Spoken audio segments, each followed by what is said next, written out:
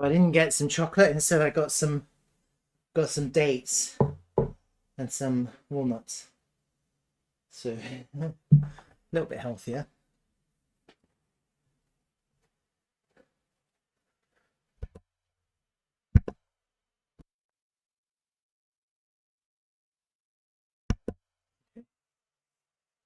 Let's have a look and see what's going on. Actually, where's David? Let me message him and tell him, where are you? Because he always asks me.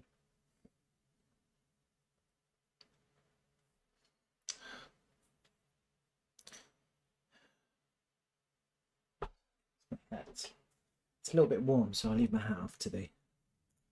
Okay.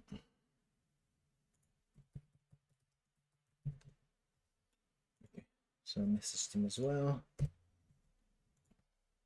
All right, let's have a look. So, a bit of crazy price action yesterday, yeah? Unfortunately, after yesterday's stream in the morning, I was like, I couldn't trade because I was busy, and you know, you saw what happened with my internet, so what a load of rubbish. But hey, look at these levels, huh? Amazing, huh?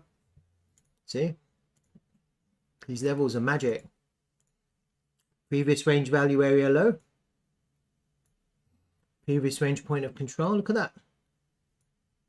Value, previous range value area high. Look at that. Amazing, huh?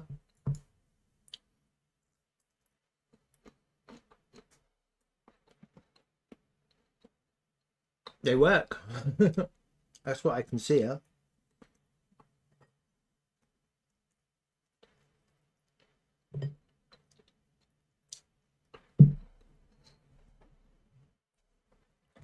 Didn't need any more light. Didn't need any other lines. Let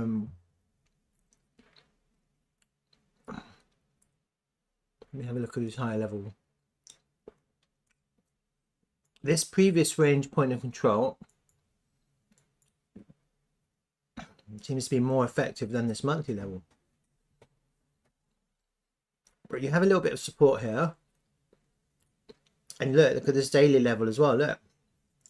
So you have all of these levels are playing a role in the movement of the price action. These price levels, these liquidity levels, and then also these previous range volume levels.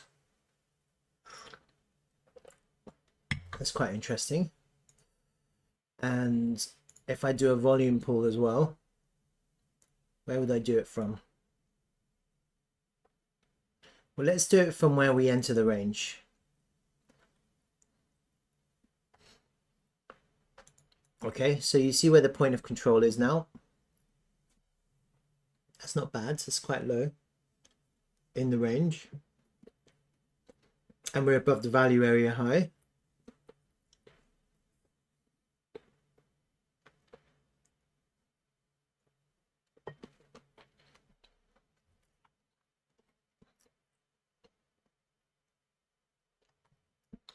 I mean, you kind of want it to range, but with the way the price has been moving, I just wouldn't be surprised if we do it, if we push up again today, because everything's just been crazy bullish. And if I show you the EXO charts, if I show you the order flow, you're gonna go, wow. I'm going to show you EXO charts right now. It's like EXO charts, order flow is like,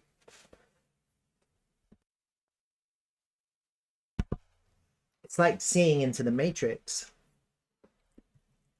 this chart, because you can see everything. Once you understand it, you can really see into it. So yesterday, I was explaining as the price is going up, we had a lot of volume coming in. So I was showing you these big OI increases. These are big. 16 million, 19 million, 18 million, they're big. They're not small amounts. For Bitcoin, that's really big. Even, in my mind, even 2 million, 5 million, 2 million is big. And so when you suddenly see 19 million increase in OI or 16 million increase in OI. That's huge. That's not a small amount. And as the price was coming up into these highs, we had a few liquidation bubbles. These are shorts being liquidated, these blue bubbles. When you get liquidation bubbles, the price usually wants to reverse, usually. And it's something to bear in mind. But what's interesting is that we're still getting order imbalances on the way up. So you see here as the price goes up, you've got 4.7 million order imbalances. That means they weren't filled. And so as the price comes back down, look, you see how the price comes back down exactly to where the order imbalance is, because that's where you have orders trying to fill. And look at this, 19 million increasing OI. Now, what is that?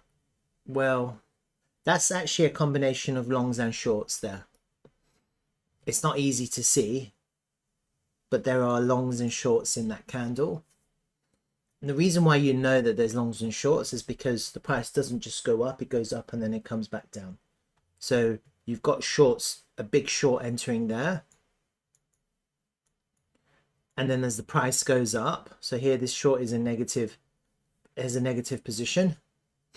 Look at this. This is a short closing. Interesting, huh? And the reason why you know the short is closing is because the OI goes down. So it could have been the same short. That could have been a short, and that same short could have closed at market. So it was a market open and it's a market close. Right? Now this is the key. This is the one. As your price goes up into the top here, yeah, it's not a strong move up because it's a short closing. Yeah. So when shorts close, that's not a strong move up. And when longs close, that's not a strong move down. Strong moves are when shorts open and when longs open. That's a strong move. When you get shorts and longs closing, they're weak moves. So this price action to go to the upside was weak, whereas the price action further down, when you look at the price action further down to go up, that was strong. Yeah, these longs opening here, this was a strong move because you have big longs opening. Right in the highs here, what you have is you have shorts giving up here. And then this is the big one. This is a massive long that closed, 30 million. That's the danger.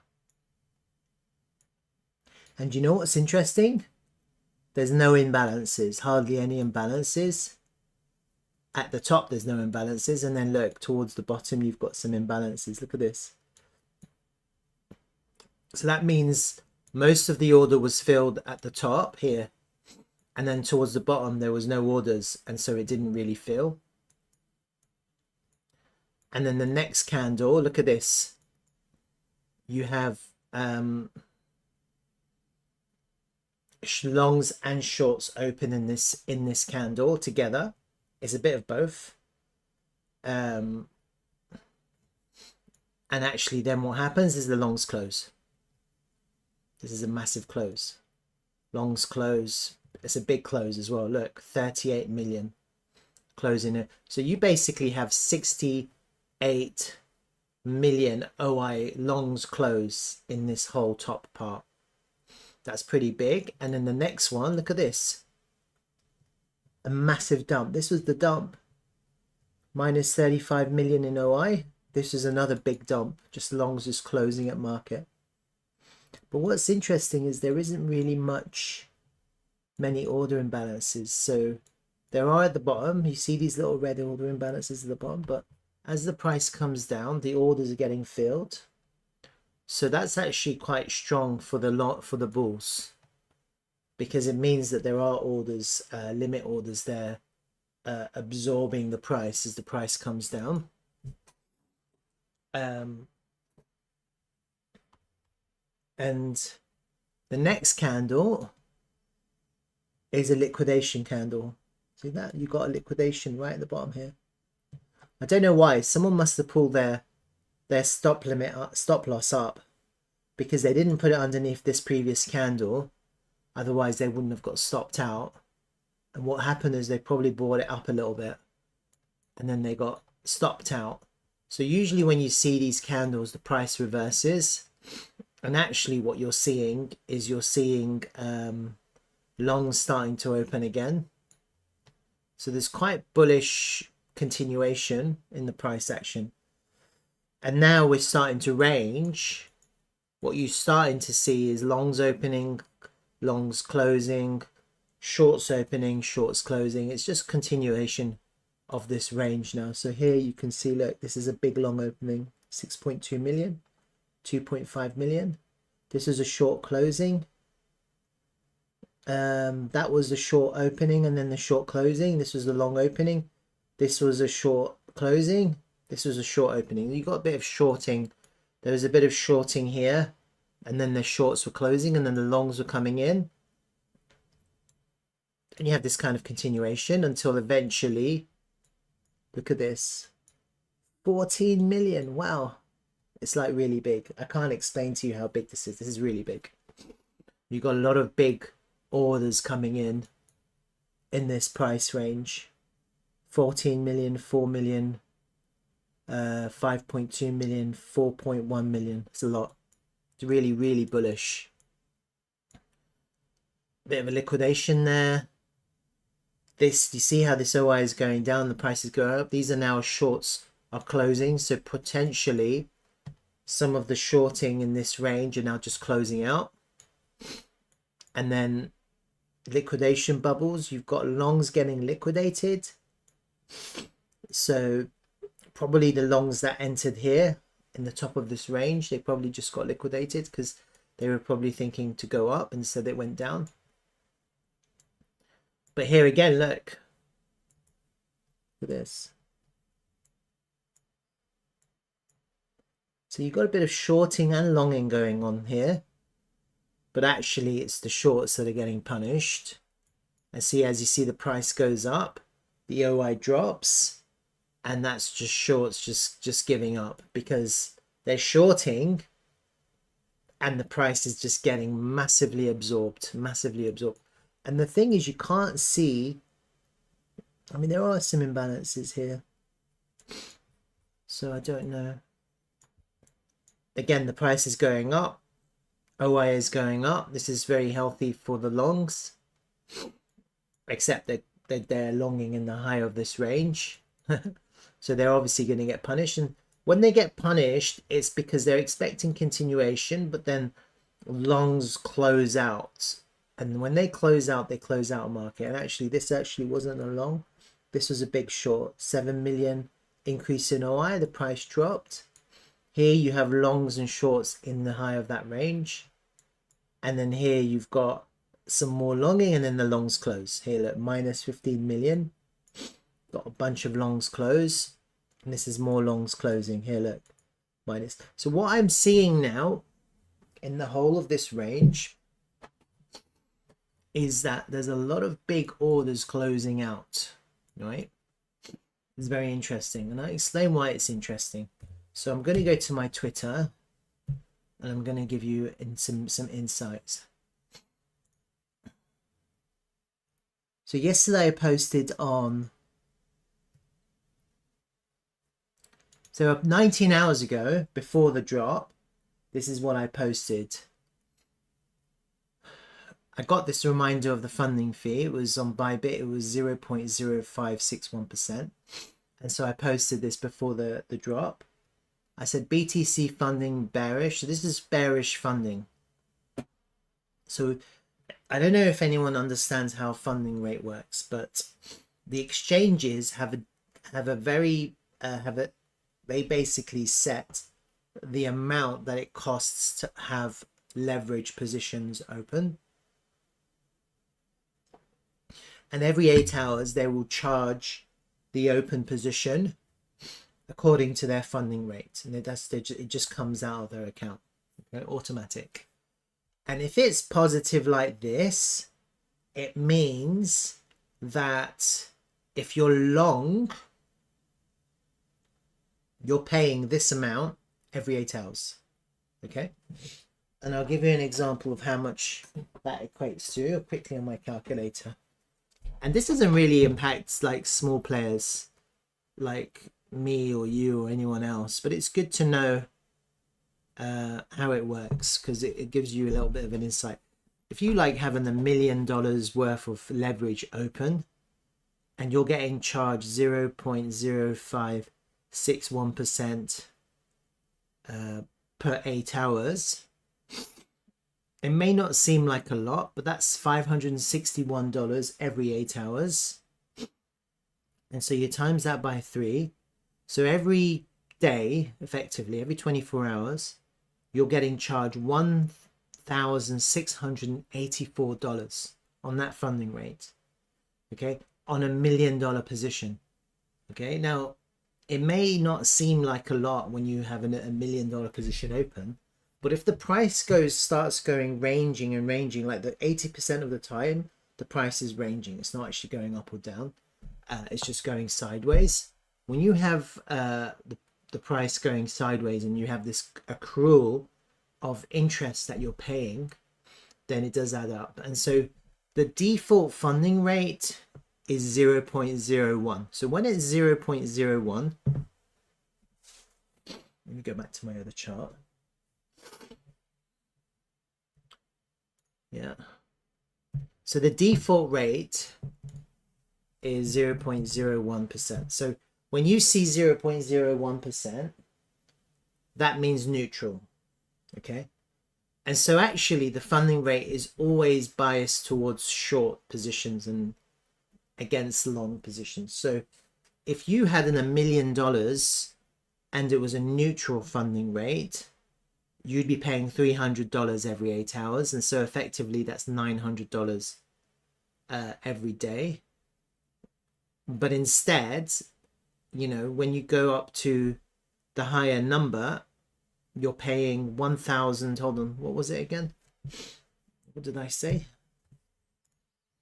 So 0. Let me just do that again. So actually, I think I made a mistake. So you're paying, yeah. So you're paying $1,684, $183 per day. With a neutral funding rate, you're paying $300 a day. $300. Because it's 0.01% times $1 million times 3, because it's every 8 hours. So it's basically $100 every 8 hours. And so what happens is you get into, when you're in neutral, the price, it's always slightly tipped towards shorting. So shorting is always slightly more profitable in the long run, okay? Because the funding rate is usually somewhere around 0.01, and that means neutral funding. It's neither bearish nor bullish, it's neutral. Okay, now when you start getting a large funding rate, when it starts going up to, when this number starts going up to 0.3 or 0.56, that becomes very bearish. It becomes very bearish because all of these multi-million dollar leverage positions in the lows of whenever they took their positions, yeah, however low it was, you've got these big leverages that are still open from these lows. All of the sudden they're paying really expensive borrowing fees to keep their positions open. And so what happens is they start to scale back on their positions. That's what happens. So when you have anything above 0.01, it's bearish, and this is very bearish. 0.05 is very bearish. Okay, it's very bearish because it means that some big leverage longs are just going to close. They're going to scale down their position. Okay, and then when it goes back to 0.01 neutral, they'll look to start adding their position. Okay, now a bullish funding is going to be basically, as far as I'm aware, 0 or anything below 0. And then so below 0, you're basically looking at minus. It's going to be like minus something, maybe minus, that's like slightly bullish, and then extremely bullish, you're going to have like 0.03 or something like that. It's going to be extremely bullish for funding. And so the funding rate gives you a hint, a pre-hint of what the exchanges want for the price action. Yeah, it gives you an idea of what the exchanges are desiring. And so when you have bearish price funding rate, so let me see what the funding rate is currently. So yesterday when that funding rate flipped to bearish, I posted that, and I posted that just before the price crashed. So I knew it was bearish. I knew something was happening. I'll have a look now just to give you an idea of what the funding rate is now. If I can see on my phone. Can't see it. Why can't I see it? Long. So right now it's zero. Okay, right now it's extremely bearish. 0.0. This is Bybit 593%. This is an extremely bearish funding rate. Yeah, and there is a website that you can have a look at, and funding rate for crypto. Let me see. Let me see if I can find it. There you go, CoinGlass. They should have it. Good morning, David. So go onto this website and look at that. Look how this is extremely bearish funding rate on most of the exchanges. Look, BTC, Binance 0.0761, OKX 0.576. All of them. This is like, I don't know why this is 0.8. Oh yeah, because I'm looking at the inverse perpetuals. Let me look at the actual normal perpetuals.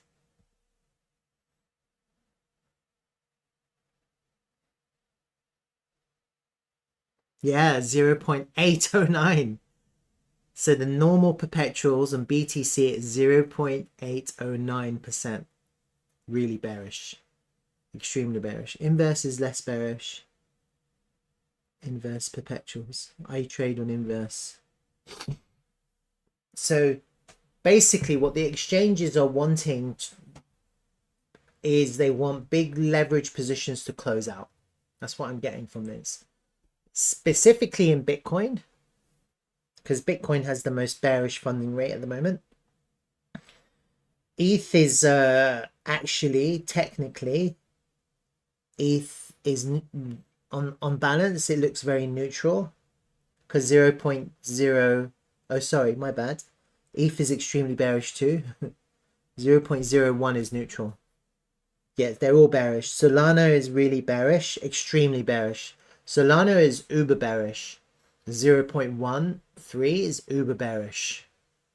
Doge, extremely bearish. Oh god, they're all bearish. I can't see any bullish funding rate right now. Look at that. It's crazy, yeah? Look at that. So the neutral position is 0.01. That's neutral. And as you can see, the funding rate is extremely bearish right now. And you've got to bear that in mind. Now, that doesn't mean that the price is going to drop. Doesn't mean that at all. It just means that the exchanges are looking for leverage longs to close out. They want the leverages to close out. Okay. And so it just suggests that there's a lot of leverage. The price has been pushed up quite seriously by high leverage. Okay. They want, potentially we could be ranging here for a while. Potentially. I don't know how long, but potentially, like, even though, I mean, you never know, the price today, the price could just continue going up. Could happen. I think it's more likely that the price is going to range for a little bit, because it's going to give time for those big leverages to close out and give time for latecomers to the party to start accumulating on this higher range and spot. And the way I think it's going to work is the longer the price is in this range, the more people will start to just accumulate spot positions. Yeah, so I think some people are probably still waiting on the sidelines looking for lower, but the longer the price just ranges, the more inclined people are going to be to buy in these high prices. And that's just a psychological thing. Yeah. So it's all about acceptance. Once you get acceptance into these higher prices, then people are going to start accumulating. And effectively what people will be doing is buying the sales that are coming from the leverage positions that are closing. Yeah. Because I don't think right now, I can't see crazy shorting right now. I can't see it. I'm not getting that kind of crazy short vibe. Like when I look at the price action, when the price is going down, it's really longs closing. It's not really big shorts opening. I'm not really seeing crazy shorting at the moment. And potentially we could be in a situation where we range for a little bit, potentially. I think that's more likely than not. You know, I'm not like thinking that it's going to go up more, but you know, who knows? I don't know. I can't predict that. I can't predict that. So just be aware that the funding rate is really bearish right now, like super bearish. What does that mean? Well, I think we have this big candle that's been printed on the 1 hour chart, and I think that candle for me is quite important. This one. I think that's our range, actually. Possibly you could pull this volume area back a little bit to get kind of a slightly wider range. It doesn't really make any difference. I think this doji is our range, okay? And in my mind, I'm thinking I would love to get a short from the top, and I'd love to get a long from the bottom. That's kind of what I'm thinking. And I'm thinking just ignore the middle. Now, as this range develops and continues like this, depending on the way people trade, and what will happen is over time you're going to get liquidity accumulate above this high and below these lows. Over time, that's what's going to happen, because that's where people will put their invalidations. So naturally, what I'm thinking to myself, would be nice to stop people out and for the price to come back into the range, and that will be a good entry for either a short or a long. Okay, so that's kind of what I'm thinking. I'm thinking that would probably be the easiest trade in this range. Just trade the edges of the range, wait for the swing failure, and take the short or the long and trade it back up to the other side of the range. I'm really thinking this is the trades that I have in mind. Same as always, really. And then this one is something like that. It'll be something like that. Yeah, pretty easy trades. Otherwise, I mean, I don't really know what to say, because I don't like to long in the highs. And even though today the price could pump, I mean, it's not very far from the all-time high. Where's the all-time high? Let's just mark it out. We're not very far from the all-time high.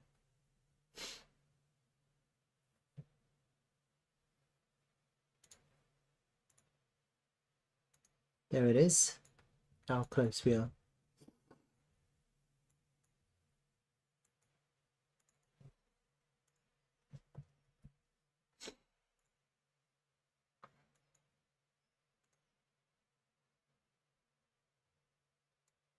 There it is. Look, from the current price action, it's only another 10% higher. You say 10% only, but I mean, that's still quite a lot. That's still quite a big move, huh? For Bitcoin, 10%. It's not a small move.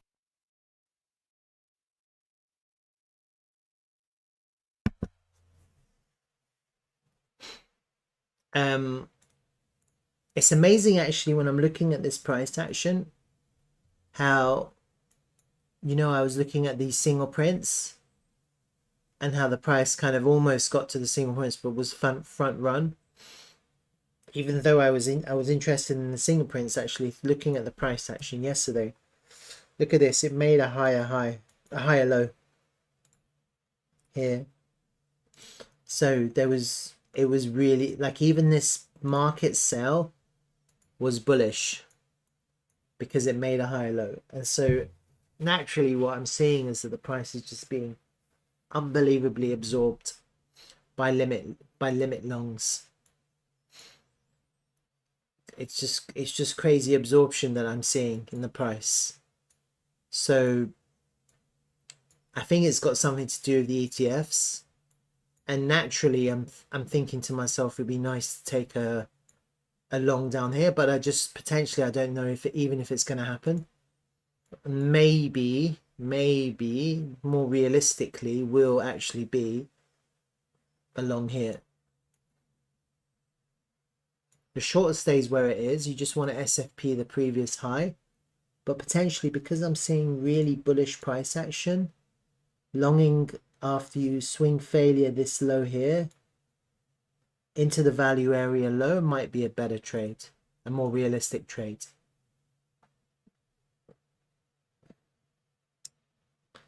And let me just see if there's any golden pocket. Not really.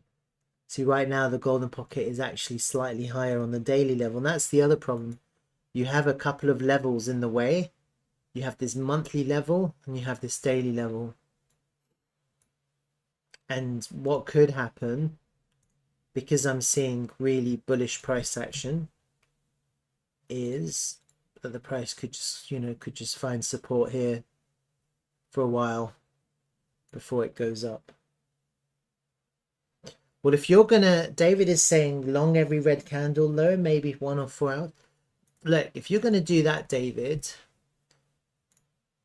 if you're gonna long red candles, your invalidation has to be down here. You could do that. You could just long the red candles and just build a position, but there isn't really much risk to reward in this unless there's a breakout. And it'll be a lot easier if that's the kind of trade that you're playing. It'll be a lot easier to trade the breakout. Wouldn't be difficult to trade the breakout because you're not going to get a swing failure. You are going straight into weekly resistance, but at least you have a very definite line, which is this previous range value area high. Yeah, but I mean, you're going straight into weekly resistance, but I mean, it might do what it did yesterday. You might go up into these arbitrary resistance levels, come back down, back test them, continue, go through them, come back down, back test them, continue. So you might actually, if you do break out, back test, breakout, back test, breakout, and at least then you have a really tight invalidation in case the price goes up, fails, and comes back down, and then you're invalidated, because then you're looking at an SFP or some kind of mini failed auction in the highs of this range. Yeah, and I think it'll be easy to see because you just have to look at the EXO charts and look at the order flow and then see if you suddenly start getting some big longs coming in. And so when you're looking at the order flow yesterday, I mean, I didn't trade it, but anyone could have longed these longs. When you saw these big longs coming, you could have just market bought. When you see big longs like this, 11 million and then 4.9, 6.9, you can just long. Yeah. And the reason why is because they're whales pushing the price up, and then when the price comes back, you see it comes back to the top of these big longs. Yeah, because they're holding the price. It holds the price up. Twice they hold the price up. Okay, and the same thing happened here. Look, the price goes up, you get these big longs and just pushes the price up. So if you start seeing that kind of behavior as we break up, you could potentially long. Look, we've got one coming in now. Look at this, 8.1 million. You have a really easy invalidation there because you're not expecting now the price to come underneath this little range that's a big long. If it comes down, you're invalidated. Yeah, does that make sense? So you can get really small invalidations when you see longs coming in. I think I'd probably wait until New York. Probably. I don't think I would necessarily be confident to long in the London session, and I would only do it following other big longs coming in, like 1, 2 back to back. And then also you have to bear in mind that we're still dealing with bearish price action. So effectively what you're thinking is you don't want to hold your position longer than 8 hours, really. It's like a really short hold. You basically want to just get from the previous range value area high to the all-time high and maybe a bit more, and that's it. And that's your trade effectively. That's your, maybe you'll get a little squeeze past the all-time high. That's it. Maybe you get one big push up. It is possible, because I am looking at the weekly chart and it's looking extremely bullish. Look at that. So I don't see why we don't go up and take out the all-time high. And then I don't see why we don't push up to those higher levels that I had marked before. Just don't see why it doesn't happen. So let me just get rid of all of this shit. Get rid of all of this. Get rid of these brush strokes. Just hide them.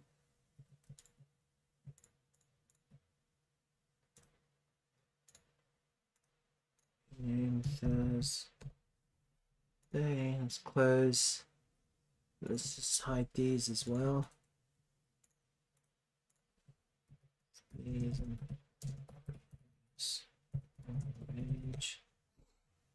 get rid of those. All right. Let's get rid of these fixed ranges. Don't need them anymore. All right. And what we're looking at potentially is this. That's what I'm thinking. Right now,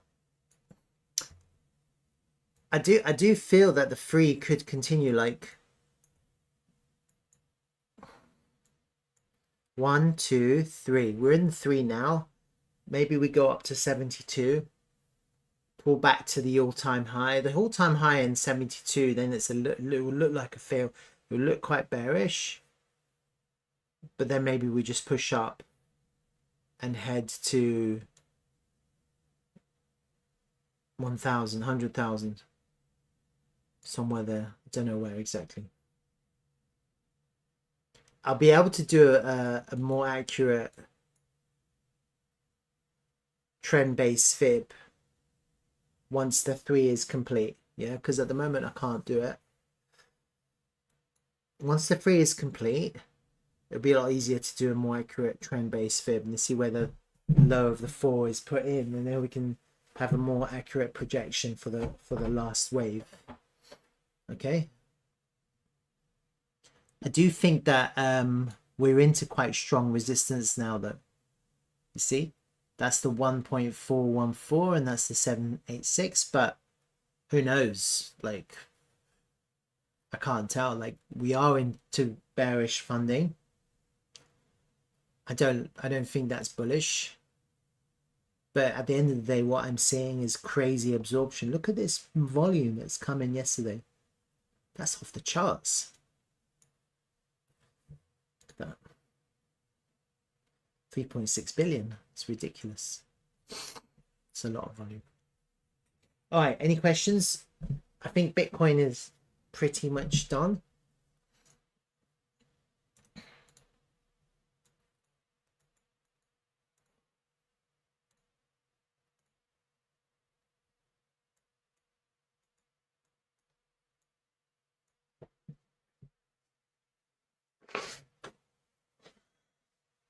Any questions?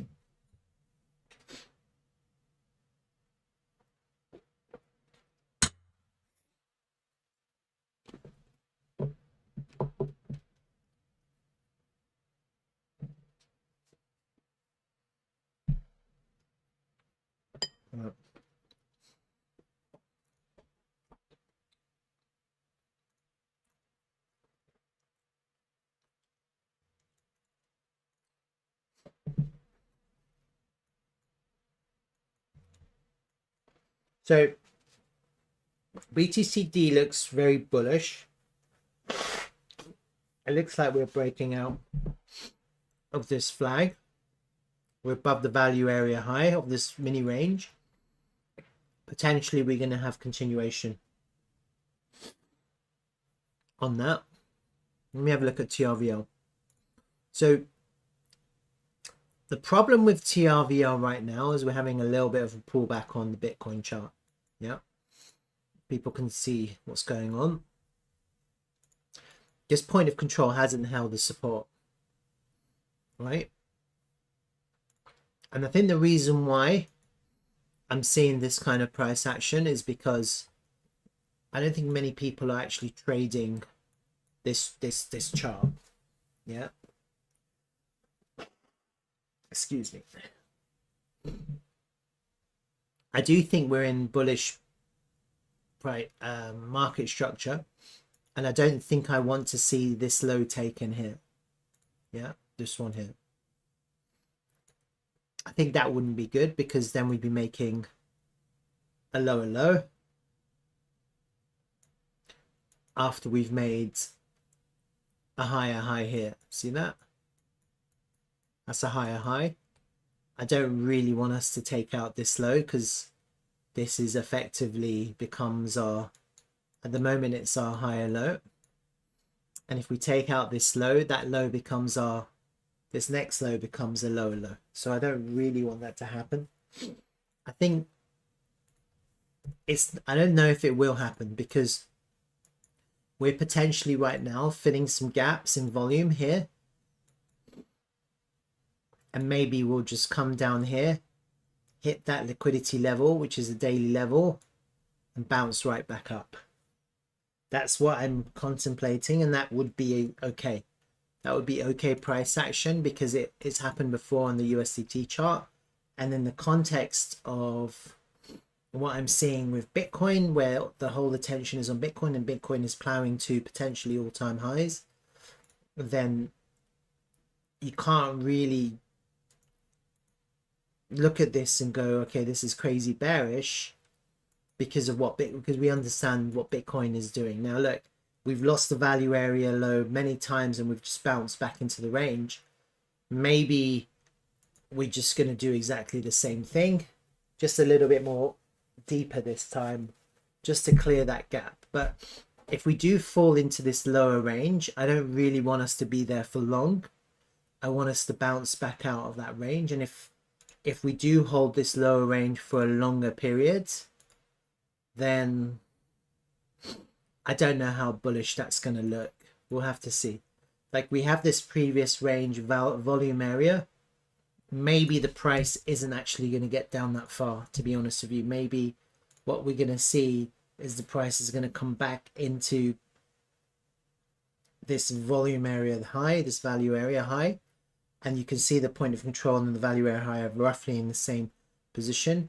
If BTC can find support here and just whip itself back up, I think that will be fine. Okay. At the moment, I can see the point of control isn't an accurate line for S support and resistance. But I definitely don't want us, I don't want us to be in these lows for a long period of time. And it's all about the context of what's happening to Bitcoin. And then the other thing is, I don't really want us to make another low here, a lower low here. I don't want to see that. If that happens, then there's going to be a big challenge for the bulls, because if you do hypothetically go down and make a lower low here somehow, this is hypothetical, then the onus is on the bulls, because now the bulls will have to go up and make a higher high here and take out that high. Otherwise, potentially you go here, you make a lower high, and then you're back into bearish market structure, heading down to the lows again, potentially for another all-time low. So you have to be aware of what's happening in terms of market structure. And right now, we have to do it, like the bulls have to defend this BTC low. It's as simple as that. That is going to be bullish. Not coming past this low here is very important, okay? And this is all about buying and selling, supply and demand. It's all about market sentiment and also TRVL sentiment. If people aren't bullish on TRVL, they'll dump, and then you'll just get another lower low. And then you're looking for a lower high, and then you're looking for a lower low, and you're back into bearish market structure. Let's say hypothetically this did play out, and then we did make another lower low here and made an all-time low here, potentially, hypothetically. Then it wouldn't be difficult to reverse this market structure, because your lower high would be much lower. It would be down here instead of up there. And then effectively what you would have to do is get back up there to make a higher high, make a higher low, and then go up to make a higher high. That would be back into bullish market structure. But the thing is, if you go down and make a lower low and then an all-time low, it just prolongs this consolidation period. And what we really want to see is we want to see an impulse. So when we start creating lower lows, the chances of impulsing is going to be much more delayed. It's going to be delayed, okay? And we don't really want to see that. What we really want to see right now is a little bounce back up and an impulse. Let's take out that high and let's get up into the highs again. Let's really get the price action bullish. And it's bullish when the price is in the highs, not when it's in the lows. Okay, this is just a reality of price action. If you're in the lows, you're bearish, and if you're in the highs, you're bullish. Right now, we've been off the lows for an extended period of time. Since January the 11th, we've been in this range. Now we're kind of falling back to back test this previous range. We don't want to fall back into that range. That's just bearish price action. If that's happening, then there's something seriously wrong with TRVL. Fundamentally, there's something wrong, okay? I can't explain it any other way. And if that starts happening, then people need to make the Dtravel team aware that people are not fond of their, because actually it's all the market, it's all about sentiment, it's all about a reflection of how people value TRVL in the context of the crypto market. And if the price is just going lower and lower and lower, it just means people aren't valuing it. Now, I think this is largely to do with Bitcoin, so I'm not too worried. But if we do start making lower lows, I will start to get a little bit more nervous, okay? And then I'll start being a little bit more vocal. Right now, I'm not too worried. I'm not worried because I understand Bitcoin is doing its thing, okay? And when Bitcoin does its things, you know, if you look at the BTC charts on all the tokens, they're all pulling back. Look, BNB. Look at that. BNB's pulling back. Solana. Let me have a look at Solana. Well, it was pulling back, and then Solana's really strong. It just, what can I say? Solana's an exception. Let me have a look. INJ. Let me have a look. Well, it did pull back. It has been pulling back, you know, against BTC. It's just bouncing back too. Those are the strong ones. So I just wanted to show you that even the strong ones are pulling back. And then the difference is that a lot of these altcoins are bouncing and TRVL isn't bouncing back. That's fundamentally the problem with TRVL right now. But when Bitcoin pumps, all the coins dump in terms of Bitcoin value. So look, even ADA dumped and now it's pumped. Look at Cake. Cake is against Bitcoin is dumped. Let me have a look at DOT. See, look, DOT, even though there's a little bit of a bounce today, generally speaking against Bitcoin, while TRVL has been ranging, DOT has been pulling back. Yeah.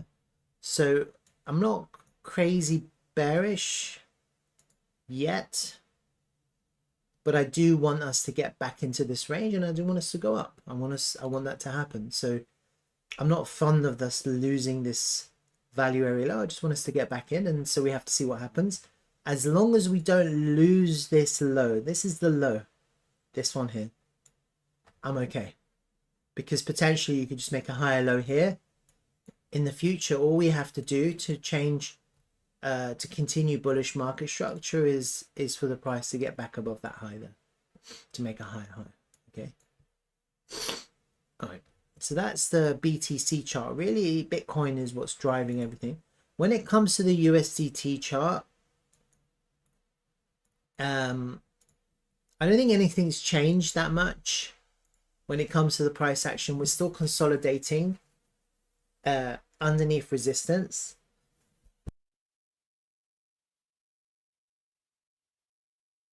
That being said, I am seeing a little bit of selling. I am seeing a little bit of selling. Look, 18,000, 142,000, 36,000, 43,000, 8,000, 70,000. Just remember though, as people sell, other people are buying.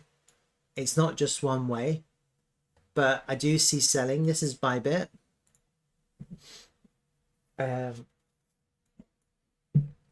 This is KuCoin. It's relatively speaking, look, we have like 500,000 of selling, 600,000. So there is a little bit of selling going on. Okay. Now, nothing has changed because we're still in the range. You see the volume range that I've marked out? We're still in the range. We're back into the point of control on KuCoin. I am seeing selling. Okay, people are selling, but the price is still holding. Now, I can't tell you what this, I can't give you the significance of what's happening, except that we're at a price now where people are looking to take profit, and some people are taking profit, but the question is always going to be the same. It's all about buyers and sellers. If people are selling and the price still holds, that's bullish, isn't it? And so we just have to see, we just have to wait for the sellers to diminish. When I look at the MACD to see if I see any clues, let me zoom in on the lower time frame. Are there any clues? Not really. No clues.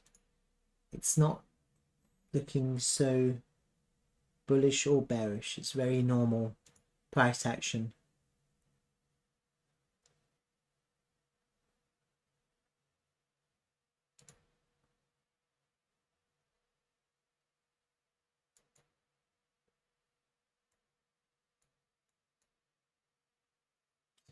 On the 12-hour, there is a little bit of divergence, but it's not the kind of divergence that I want to see. You see how the price is lower down? Oh no, this is the correct divergence, actually, my bad. You see how the price here, the MACD is here, and it's back here. And you see how the price has gone up and it's back here. So almost the MACD is coming down to the previous low. And here you see if this was to follow, the price should be here, and it's not.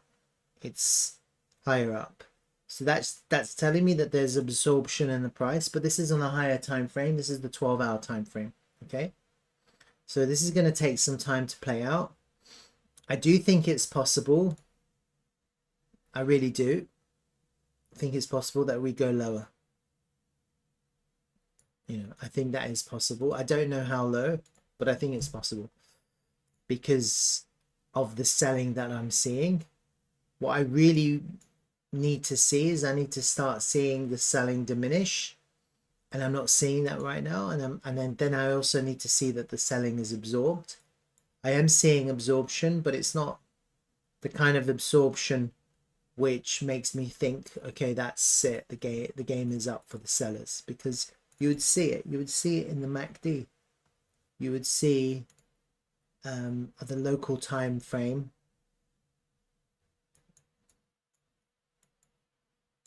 You'd be able to see it, because look, this is the previous low here, and this MACD would be much lower, and the price would be higher. You'd end up with a higher low, and you'd end up with a lower low. We have to see how that plays out, but you'd be able to see what's happening. And so I'm not seeing it yet right now. I'm not in the local time frame. I'm not seeing that divergence, which makes me think if the selling continues, then it is possible that we go low. But anyway, let's just see how this plays out. I can't predict the future. I think it's largely got to do with Bitcoin, and I think it's largely got to do with other altcoins, because I think a lot of people are in TRVL. They are in profit, and then now we're starting to see other altcoins pump. Okay, and that's the problem that we're facing right now. Look, I did an analysis on VRA. Look at it. It's up 16% today. You see the pump? Pump, pump, pump. And so look at this. Myro the dog. The shittest of coins. This rubbish dog coin is up 24%. AVAX is up 8%. Even Litecoin is up 10%. This is the problem that we have, because when people see that other altcoins are pumping, even this, oh my god, the shittest of coins, Marvin, is up 17%. When people see that, and then they see TRVL, they sell TRVL and they buy other coins. That's what they do, because people have that kind of mentality. They chase pumps. They're looking for quick gains. So as long as we kind of ranging, I'm okay with TRVL, and as long as on TRVL we don't lose this low, I'm okay. I'm still bullish. I'm not going to get bearish just because we see a little dip while we're still holding higher lows. We just have to see the sellers exhaust a little bit, you know. And even now I'm looking at the ETH chart. I'm not fond of this dip, to be honest with you, but as long as we don't take out this low, yeah, then we could make a higher low and continue. So we have two significant lows on BTC and the ETH chart that we need to hold. Okay, that's the test. Otherwise, we're going to make all-time lows on the BTC and ETH chart. I hope people don't panic sell. I hope. And actually, when I was looking at the Telegram group, and I'll just quickly bring it to you, I'll show you, look.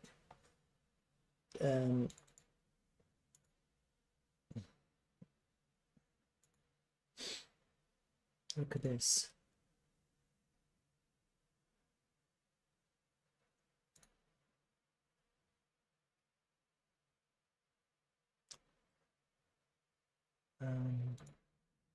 So there's this group called Price Discussion. And Smitty, curse you, Smitty, he sold 2 million TRVL. See, look, you didn't notice from 55 to 41 and from 52 to 47. So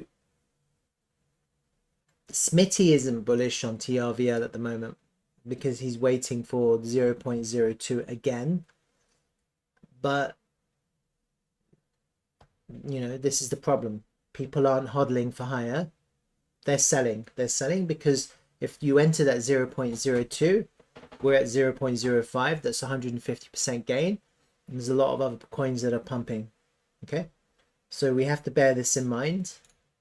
And I think there's a lot of expectation with what's being proposed.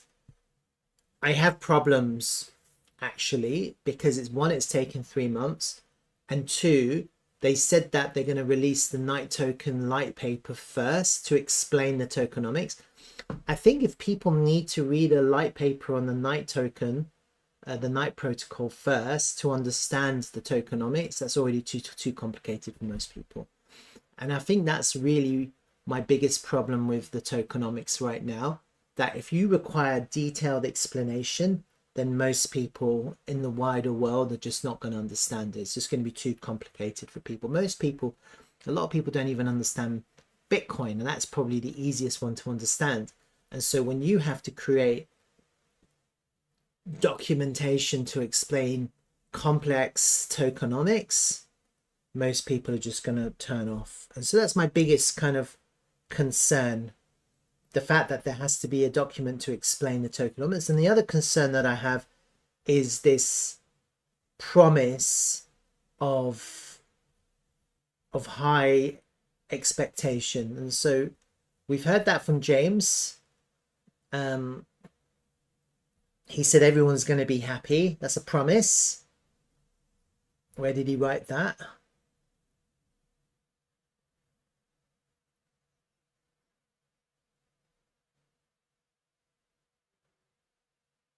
I don't know, but I posted it the other day. He said everyone's going to be happy, and I just think that's really, it's really a high expectation. So I just hope that everyone will be happy. Okay.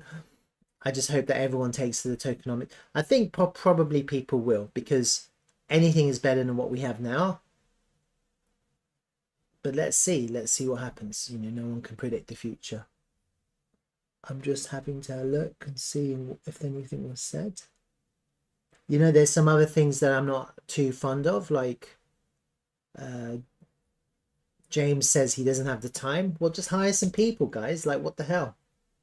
If you don't have the time, if our only person doing marketing hasn't got time to do more marketing, then you obviously, there's a lack of supply in terms of marketing. So you just need to get more people to do the marketing. You need to hire it out to a company or someone else. Like, I think these are real fundamentally easy problems to solve, and I think the community needs to raise these issues. Because look, James is saying won't have the time. Well, dude, what can I say? Hire some more people. Like, what the hell? Hire people. If you don't have the time to do your work, hire some more people. How many times do we have to kind of tell them? And I just, what I'm seeing is a real air of inexperience with this team, and it's starting to get quite frustrating for a lot of people. So we just have to be a little bit patient for the time being and hope that things change. If things don't change, then there's going to be a bloodbath. Yeah, David is saying, we still talking about? Yeah, we are. Yeah, and we're still getting QQs as well. Look, so QQs. Unfortunately, we won't have time to release with the light paper. It would be nice to follow, and we'll add it to the website. Like, it's still kind of like complaining. Like, all I'm seeing is a lack of experience, and I'm hoping that the experience is going to change. The lack of experience, I'm hoping. Now, I'm telling you something. If this continues, this behavior continues, as the price goes up, more and more people will exit. It's just a fact, and this is just going to be the reality. So let's just hope that we don't get that kind of continuation of bad behavior from certain people in the team. Okay. And he writes here, yes, there will be, like, any discounts for book if I'm holding TRVL. Yes, there will be. Revised tokenomics will explain all of this, and we're working on a traveler app to actually allow you to search for listings. This will happen by the end of quarter. Well, he doesn't say which quarter, but I think what people really want also, as quickly as possible, is integration with Dtravel. I think that's going to give people a lot of confidence, and right now people don't have much confidence. When you have someone who's been involved with TRVL for a while selling 2 million and pulling the price down, that's not a good sign. Yeah, it's not a good sign. Yeah, that doesn't really give anyone confidence, you know. And actually, you know, Smitty has said he's given his comments, but no one is listening. Okay, no one is paying attention. He's always been very open and honest about what he thinks. The title I wrote, the title should be TRVL still consolidating, being left behind in the bull market, while the team works on quote-unquote soon token. Or Radioactive writes, Kingo stability. If one day Tether will die, buy TRVL, safer than Bitcoin.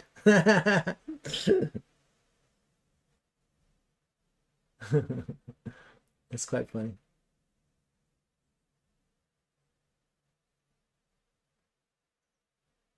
And then JR asks, am I stupid and don't understand it? Is Knight a separate token? Well, that's exactly it. No one has a clue what's going on. No one understands what's going on. Smitty selling. Anyway. Smitty's saying, I think the new tokenomics will be make or break for me. I don't really care about the AI at this point. There's plenty of better AI in development in other industries to invest in. Fetch, for example, already has an AI that almost matches what these guys are trying to do.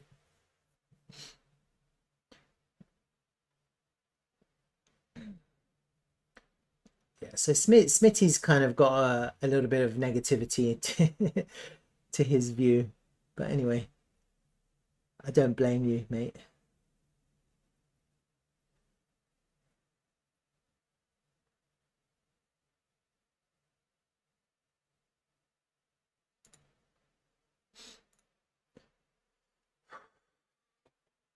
Right. I think that's it for TRVL. Let's just hope people stop selling, right?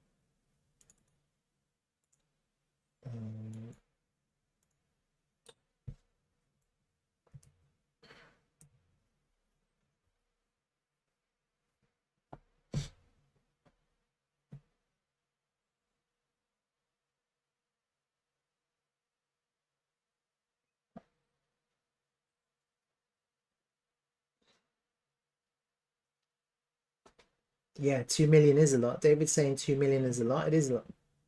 Yeah, it's a lot. It's a lot to sell, but I mean, on the bright side, the price is still in the current range. If you sell 2 million, 2 million have to be bought. Okay, and bear that in mind. So we are currently still in this kind of range. We are in a range.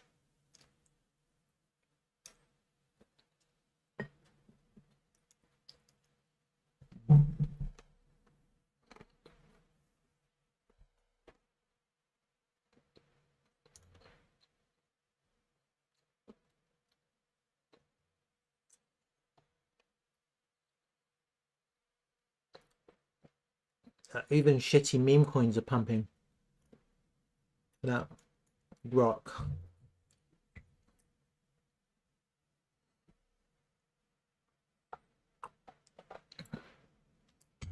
That's a nice prediction though. Oh, look on Grok.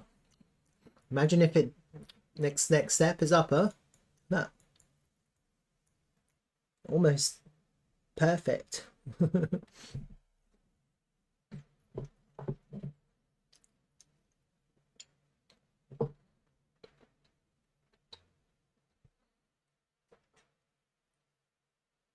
Sorry, I'm having my nuts.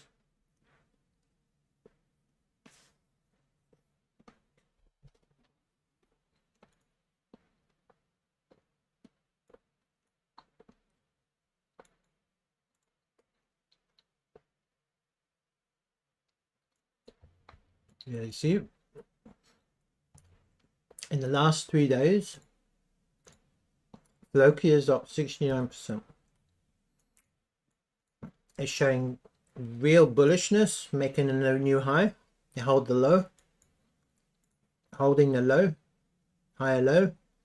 Now we're in a higher high situation. I'm really bullish.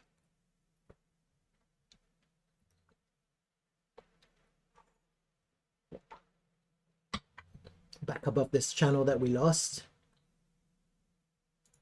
This one. That's bullish.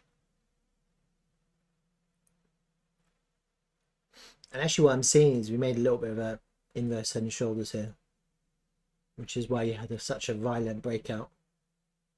We are into a little bit of resistance now. It's previous high.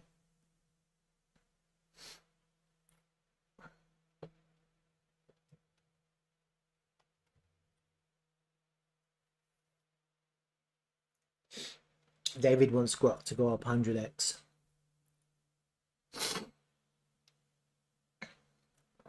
All right. I've had a few requests to do some altcoins. So I'm wondering if I should just do something just to kind of change the mood a little bit.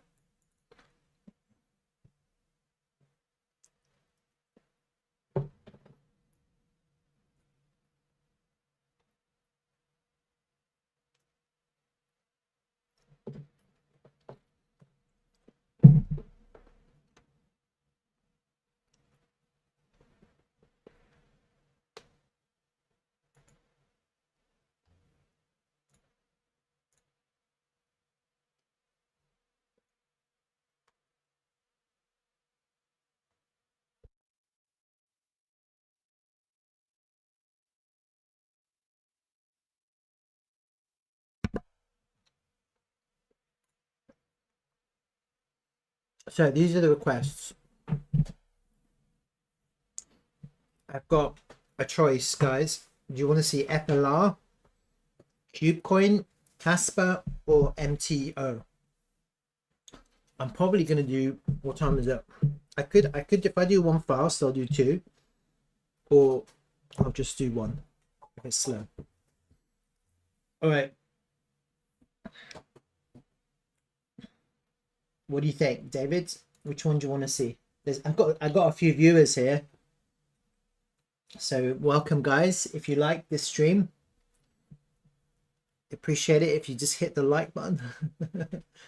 And if not, then, well, you don't have to. You know, nothing is compulsory. All right, which one do you want to see me chart? FLR, Cubecoin, Casper, or MTO first?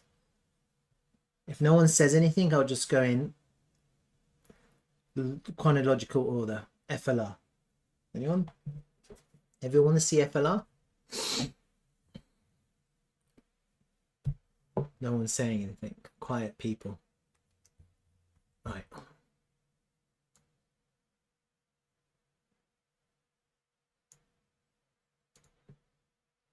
David is saying, I don't understand why these random shit coins with no future just pump.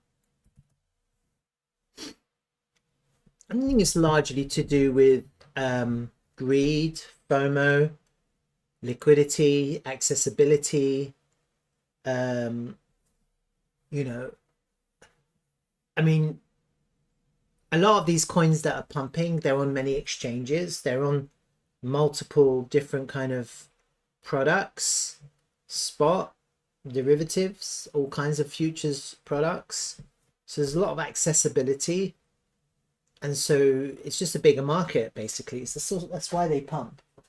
And once you get some kind of sign of strength, reclaiming a level or increasing in volume or some kind of breakout, you get a lot of people jump in at the same time, and then that's when you get the pump. Yeah, I think the problem, I mean, if you're thinking about TRVL now, and the other thing you have in a situation like this, which I can't show you, is you're going to get shorts, so going to get squeezed as well. Okay, and part of the reason why they pump is because suddenly you get a big short squeeze, and TRVL unfortunately doesn't have that luxury. We don't have the luxury of squeezing shorts. Otherwise, look how many opportunities we had to squeeze shorts. We had an SFP of this high and an SFP of this high. We had like two major SFPs in this high range, and there was no short squeeze. And that was really a problem that we have. It's a big problem, and I'm actually having real difficulty in getting Dtravel to understand this problem. Yeah, I'm really trying hard, and I think it's I'm losing this battle because I don't think anyone really understands the markets well, and there aren't enough people in the community who are vocal enough about this topic. I think people just need to go into Telegram and start making a fuss and say, I want this on derivatives now, and start being a little bit more aggressive until they listen, because right now they're not listening. Okay. And I think that's part of the problem. Like, we need this on derivatives ASAP, because you can't short squeeze up. We can't short squeeze. And so the price action now is market buying or market selling. And the reason why people are market buying and selling is because the volume is relatively speaking low. So if they're putting limit orders, they're not getting filled. So the only way to get your orders filled is to market sell, to market buy. And that's what's causing the price fluctuation. But it's, again, I still think we're consolidating,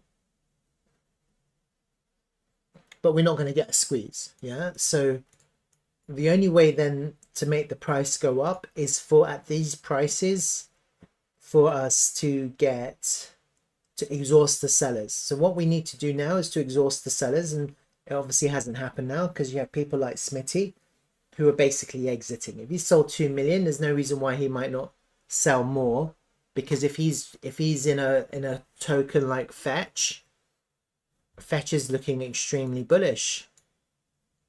Fetch is looking really bullish. Yeah, if he's in a token like Fetch, look at that. It's looking really bullish. And so what he'll do is every time Fetch dips, he will sell some TRVL and he'll add more to his position. He'll increase the size of his position. Okay, that's the problem. And Fetch is in its, well, look, I've already done it. It's in its wave 3. I already mapped it out. See that? Why would you not want to be in a wave 3? You would. TRVL hasn't even done its wave 1, and Fetch is pumping the wave 3. Now, will someone like Smitty sell Fetch at the right place to come back into TRVL? That's a question that we can't answer. Okay. It's a question no one can answer. But that's part of the problem. The problem that we're experiencing is that there are some other tokens with large amounts of liquidity, with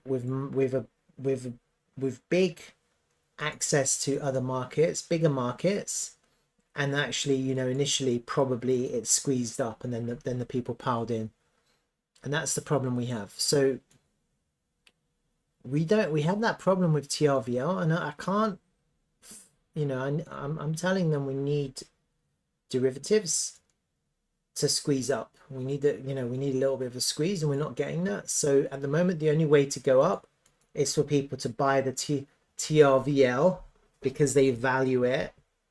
And until the new tokenomics change, the tokenomics change to give TRVL value, no one is going to buy at market as much TRVL as they can, which is going to push the price up. So we have to see what happens with TRVL, okay, with the tokenomics. I can't predict how the price is going to move, but look, potentially there's a few things going on here. We're either experiencing some kind of flat top triangle like that. We have to see, because that would be nice, because we'll just break up to the next range. That would be really nice. Just keep on doing that. I'm okay with that.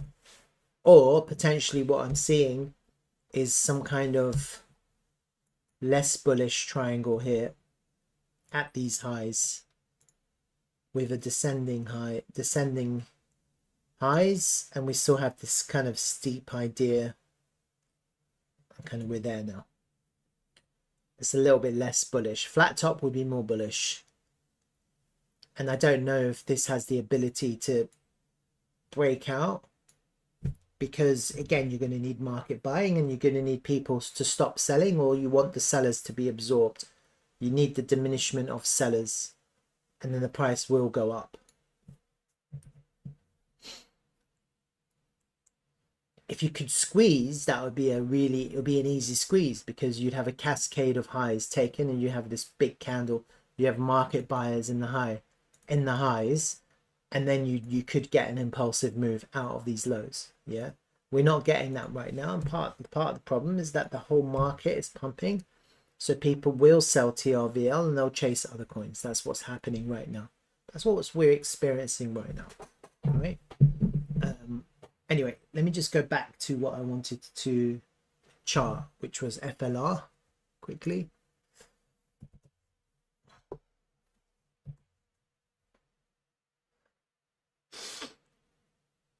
I'm not sure which exchange to use. And try Mex, Gate. I'll have a look at all of these. Bitfinex, Coinbase. Look at Kraken, OKX as well. See which one has the most data.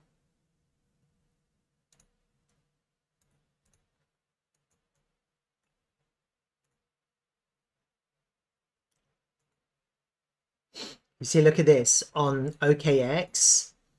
FLR has just been launched on perpetual swaps, and look, the price has gone up 73% just by being launched on an exchange on perpetual swaps. Just by that launch, the price has gone up.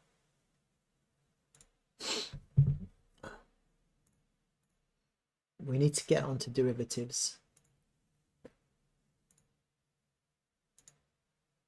Oh look, I've already done something. Look at that. I don't know when I did it though. Bitfinex.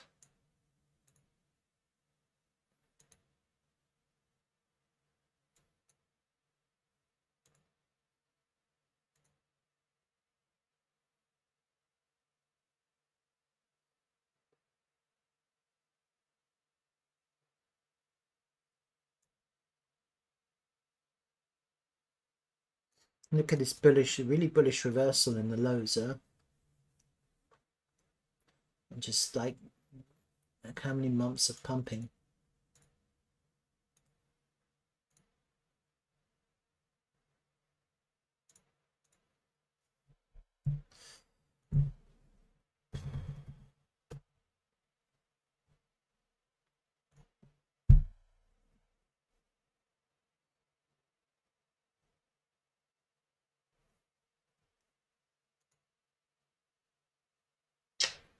It's a pretty new token, huh? Launched basically the 1st of November. We've just come above the launch price now. Launched on the 1st of November 23. Not long ago. Like 3 months ago, 2 months. It's just looking good, huh? It's when it was launched. No, why is that? I don't understand why we don't have more. Oh no, this was last year. Sorry. Last year. Don't understand. Why is this different to this? It should go back further. When was that?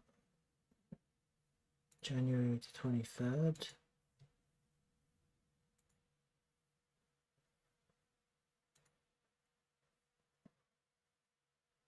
First of January 23rd on Bitfinex.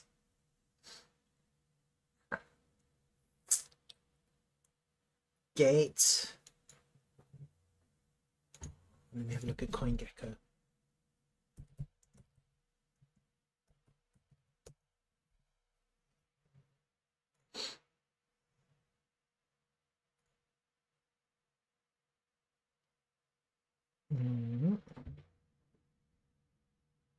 It's got a big market cap. I don't understand why this data is different. Oh, okay, this is fine. This goes back to January. Yeah. This is the correct one. Perfect. All right.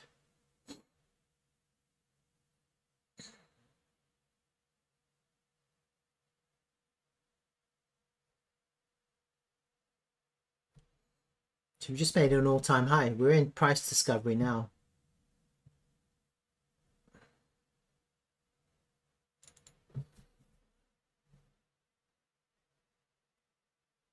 I think.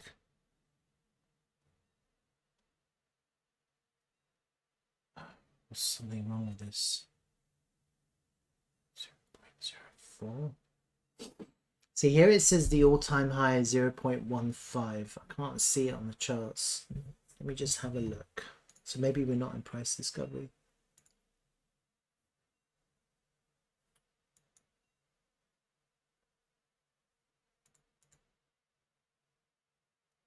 Don't understand any of these charts. What's that one? Next. Let's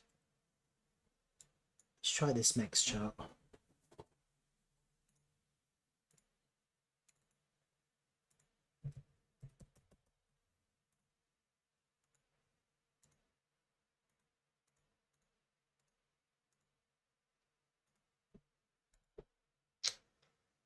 The hell?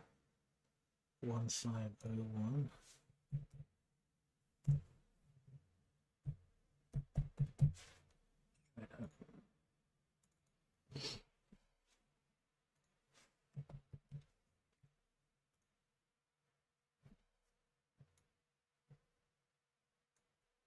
Let's try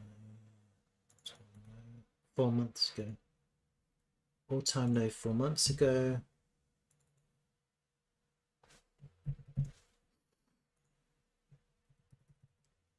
Paste this one. It's on my copy and paste. It's really annoying. 8274.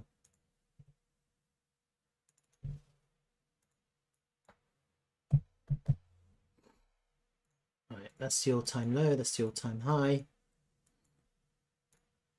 No, we're not in price discovery yet. We've cleared this monthly level, which is already tapped really.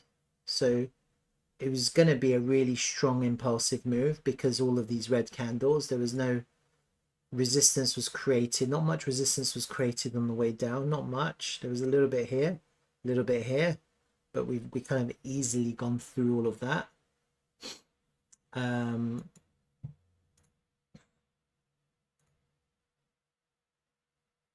We're into the golden pocket now, so we're into resistance.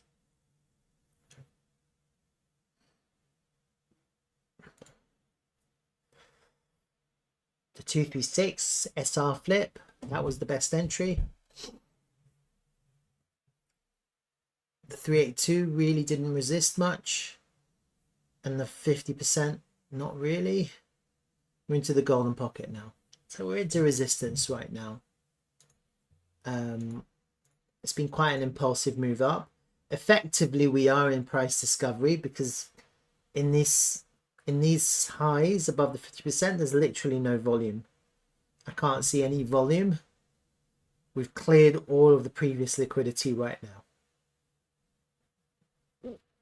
So we're in price discovery, even though we haven't made an all-time high yet. I don't see why we don't go to the all-time high, which is another 200% up. There's no reason why. This isn't the high, that's what I'm saying. This isn't now suddenly going to zero. Like, that makes no sense. This is all, we've cleared most of the previous trapped liquidity. We've cleared all of the previous price action.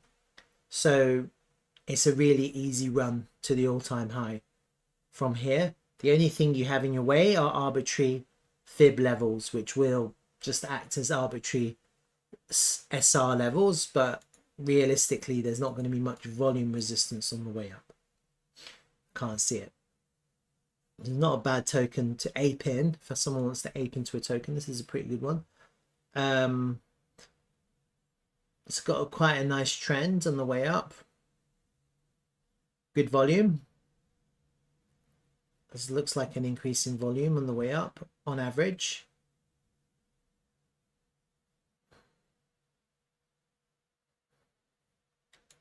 These liquidity levels are all been previously taken. The monthly level is the closest one.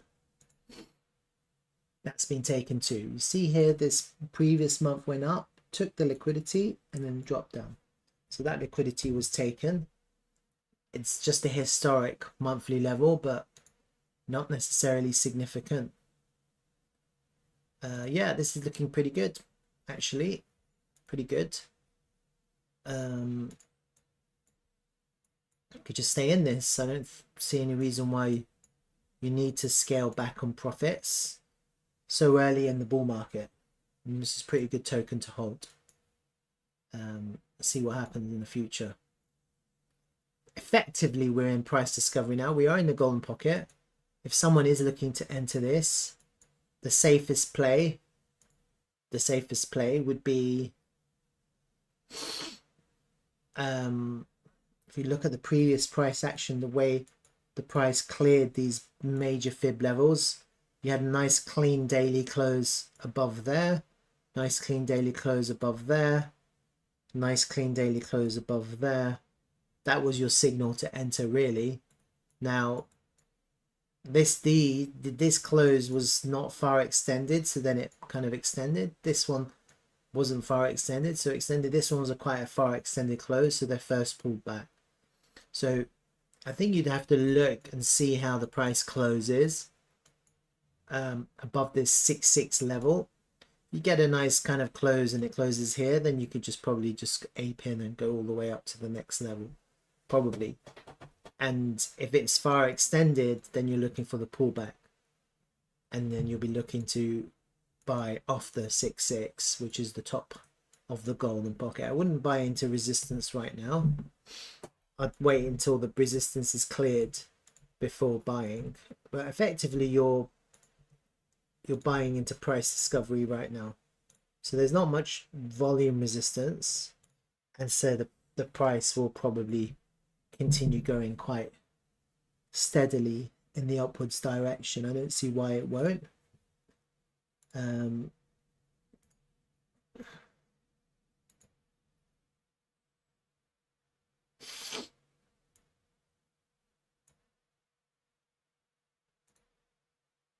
Can't really see any big channels or anything. Potentially you have like these, what you could do. Good afternoon, interesting facts. Hey, new followers here. Can you please share your analysis on Gary? Looks bullish. You know, I've done an update on Gary. It was about a 6-minute update. I posted it. I posted it on my channel. Let me show you. I don't think anything's changed because of what I said in that update. So go and have a look. Here it is. Gary update. See that? It's a 6-minute update, and basically what I'm talking about is market structure.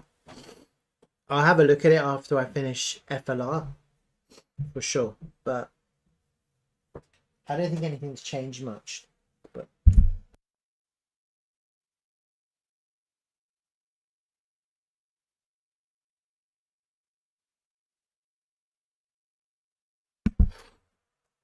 maybe with FLR, what you can do, if you want to, is potentially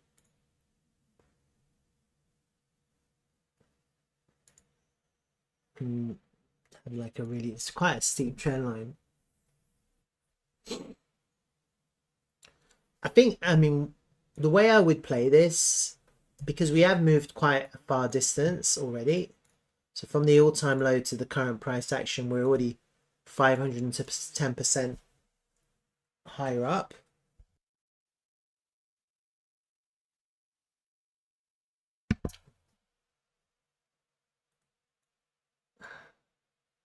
I think what I'm seeing is that just people are just buying the dips. Yeah, they're just buying the dips. When you get any kind of like significant consolidation,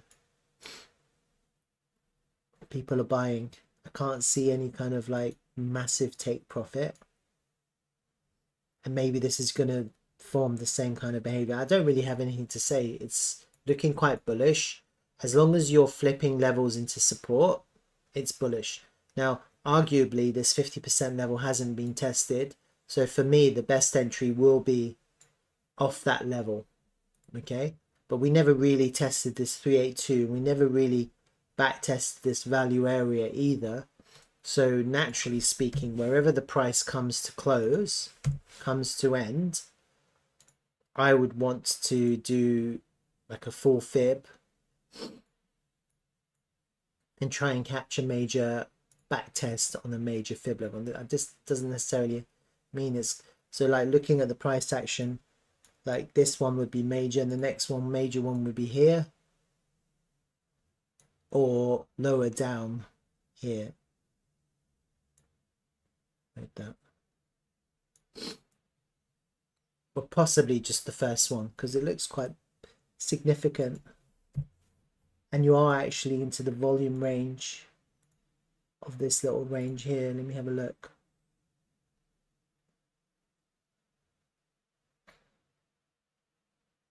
Let me just get rid of the first candle.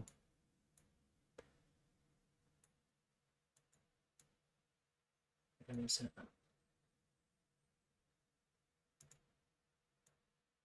Just get rid of the first candle. Right.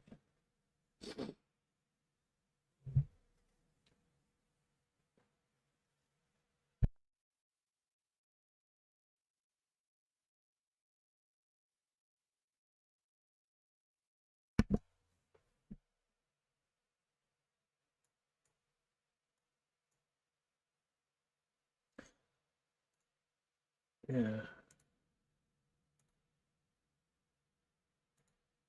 For me, that would be the best entry. A little bit lower down into this lower trend line, and just I'm not like crazy to chase pumps. Like I think if we can consolidate, that would be best. But I mean, it's looking bullish, so I don't even think this probably won't happen. Then the other one would be just to flip this golden pocket into support. Then you could enter. This lower trend line would be the best. And so in the current price action, it would be down here. You get a pullback down here. That would be, this is easily the best entry because you have the back test of the value area high of this whole range. You have a major fib level, 382, back test that. And then it will be also the pullback into the 3822. So you have a bit of confluence here and you've got this lower trend line. So I don't know if this is going to happen. I can't tell you that this is going to happen. But this is easily the best long. Right here. It's a little bit lower down.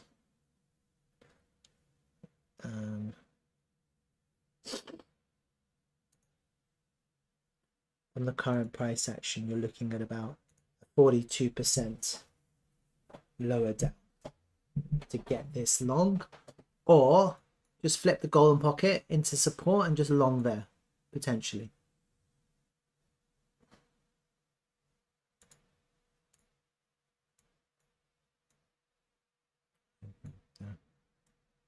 Potentially there,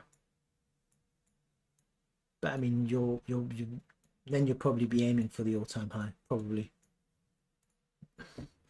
and maybe these levels will offer some resistance, but there's no volume, so probably it will just go through.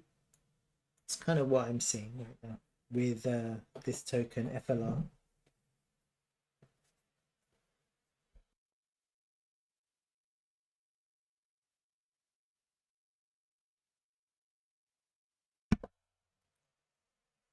Okay, that's FLR. Let me just quickly have a look at the FLR BTC chart, if it exists. Yes, it does. It's only on Bitfinex. Just quickly have a look at it. It's looking really bullish against Bitcoin. It's nice. Look at that. Looking very bullish.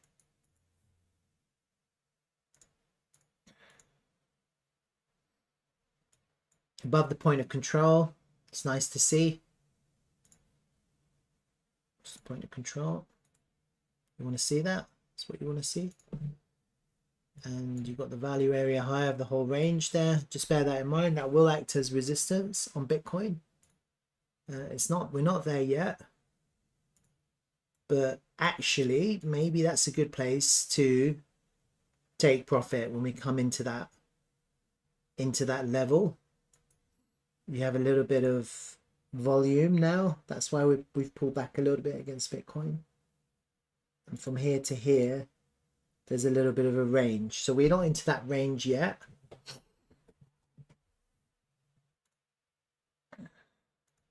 I mean, probably this is the one to trade, probably. Value area low, mark that. Previous range, value area low. The point of control is in the value area higher, kind of roughly in the same area. And then we'll probably put the previous range value area high here. So these are going to be resistance levels on Bitcoin. This dropped a lot. Why did it go all the way down there? It's weird. Let me ignore that. Let me just do this. This high to here.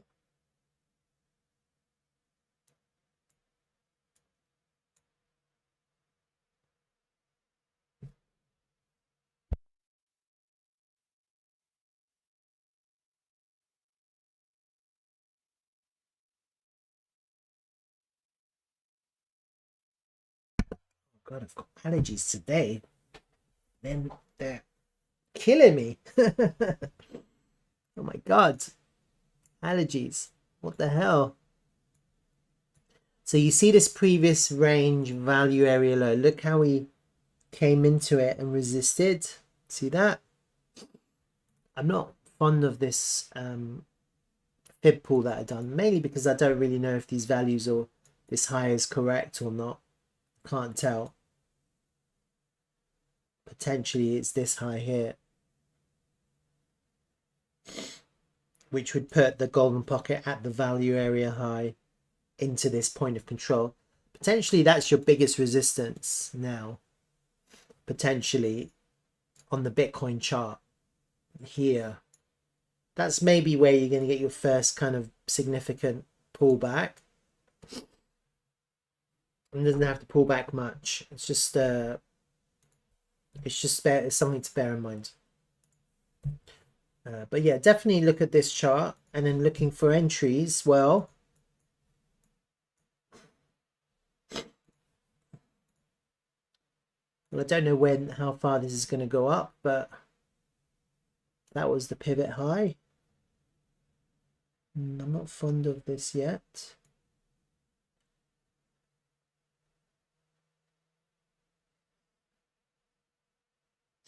Yeah, don't know.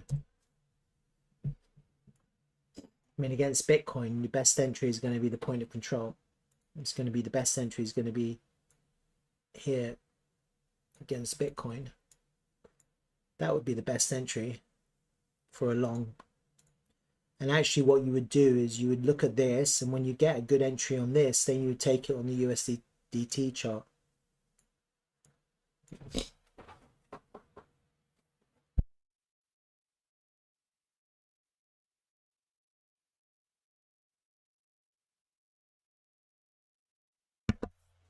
All right.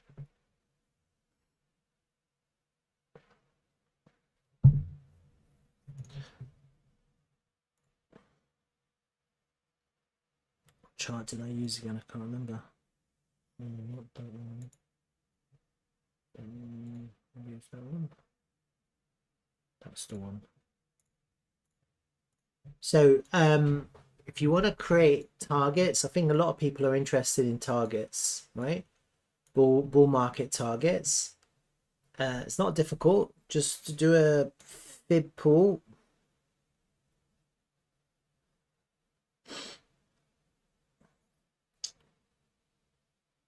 Extension.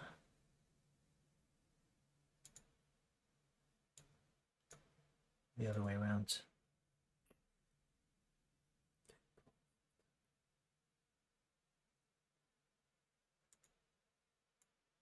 doing this one.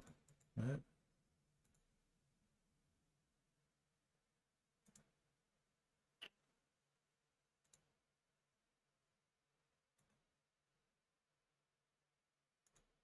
There you go. So these are your targets based on the price action from the all-time high to the all-time low. Your first target is 32 cents, and then your next target is 49 cents, and then your extended target, overextended target, is 89 cents. So from the current price action past the all-time high is about a 2x from where we are. But if we go extended, then you can easily take profit at about a 5.5 or so x at 28 cents. Then your next target is going to be about a 9x up at about 44 cents. And then your extended target, you're probably looking at about a 17x at 84 cents. And I think these targets are very healthy. You get to these targets and then you can take your profits, and that's it. That's the extended run, and you can be happy with that. That's basically how I would play it. It's quite a high market cap, so these targets do make sense in the context of this token. All right, that's FLR. I'm going to be back in 5 minutes, and then I'm going to do another token just so I can have videos to post. And if you guys...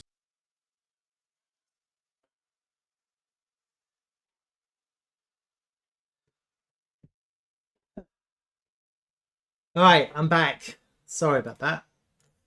It's good to take breaks. Don't ever forget that.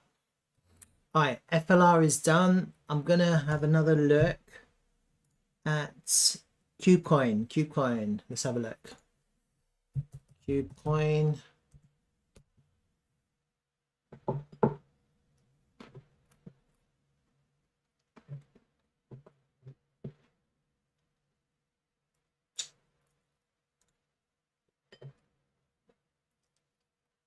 This is good. Payments for the real world and beyond.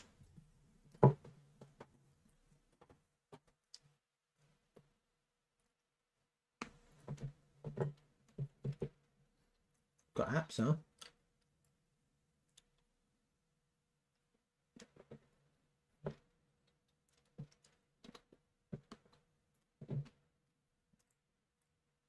Is it decentralized?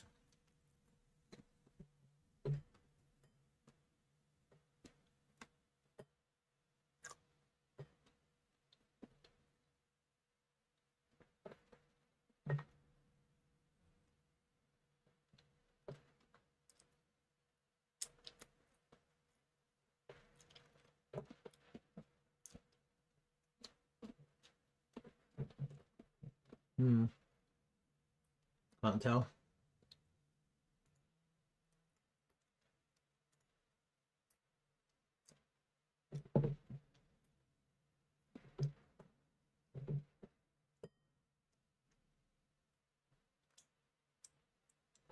Three guys in the team.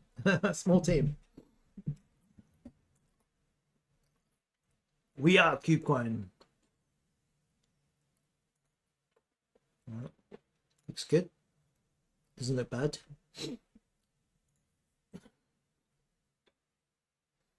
Decentralized and self-sustainable future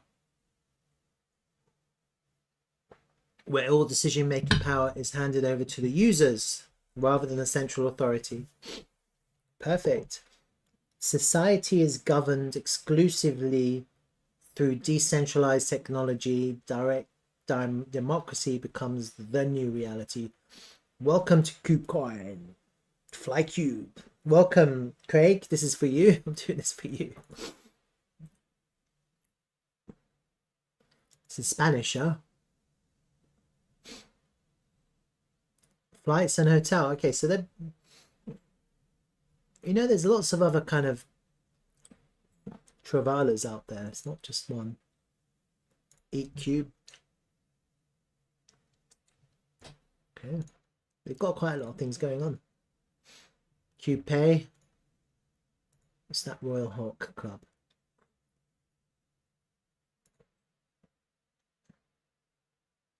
7777 unique NFTs. Next generation's travel leaders. What is this? This looks good.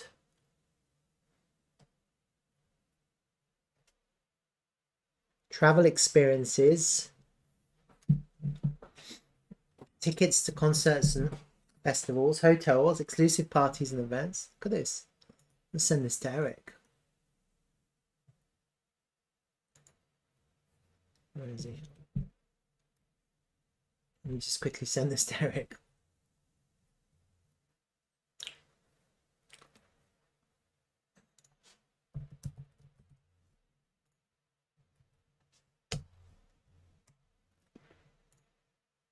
Looks alright. Fly cube, and then you've got the, what is the other cube? Fly cube, E cube, cube pay, cube in. What's cube in?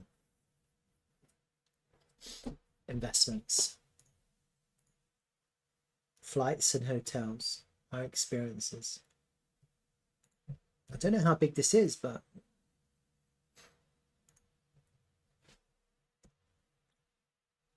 all right, that's the cube. Let me have a look at their token.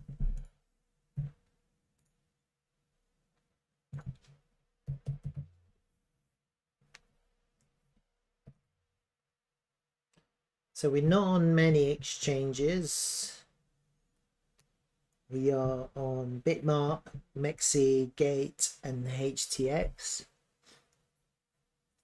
I don't know which one is the best one to use. Let me have a look.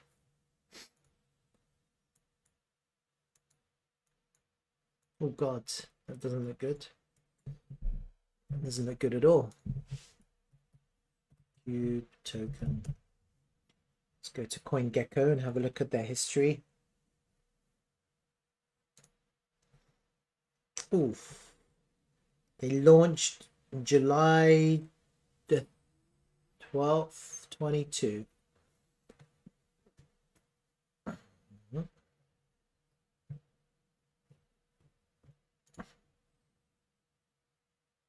Yep.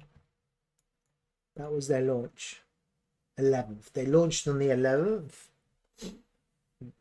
Effectively, they launched in the bear market when everything was going down. So this is, all of this price action is the bear market.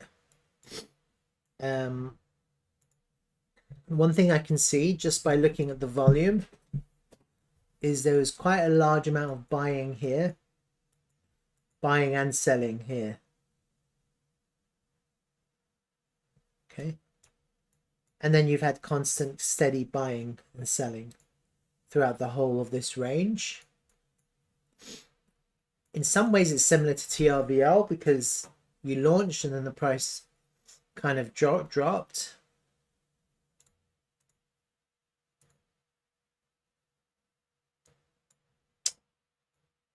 Well, this is good. You've created a point of control much lower down. And now you're back into the value area high. We are into resistance, but we had one attempt, two attempts. It's the third attempt, potentially. The more attempts, the easier it becomes. That's how it works. If I just quickly put in the all-time high numbers, 6725. I don't know if that's the correct number. Let me check. No, it isn't. See, 0.25. So that's the all-time high.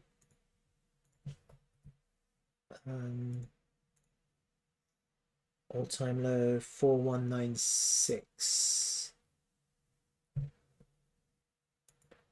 Probably here.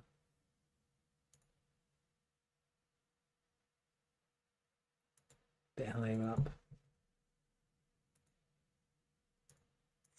4916. God, why is it up there? That makes no sense. 4196. Did I do that right? 4196. See that? Just change two numbers and gives you the wrong line. There you go. Perfect. So we have the all-time low in, we have the all-time high in.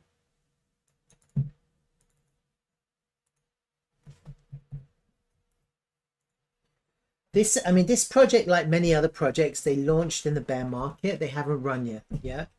They did make an all-time low here. They lost the launch price. That's the launch price. Pretty bearish price action and no retest of the launch price. So this launch price will act as some kind of SR flip. It will. There's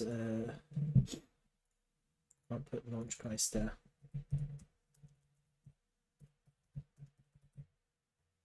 Right. So I think the first challenge will be to get back above that level, and then also let me have a look at some of these other things. Let me look at the weekly time frame. So we're back into the top half of the Bollinger Band. That's kind of what you want to see. Back into the top. That's what you want to see. You want to see that. Let me have a look at the monthly. The monthly Bollinger has just printed and it's way up there. So I think the launch price is going to act as resistance. Again, the 3-day we're into the top. That's good. And the daily we're kind of trying to push it out. That's good as well. All right. So that's the Bollinger. Let me have a look at these moving averages to see what the momentum's like. They're pretty strong down momentum, but at the moment it's flat.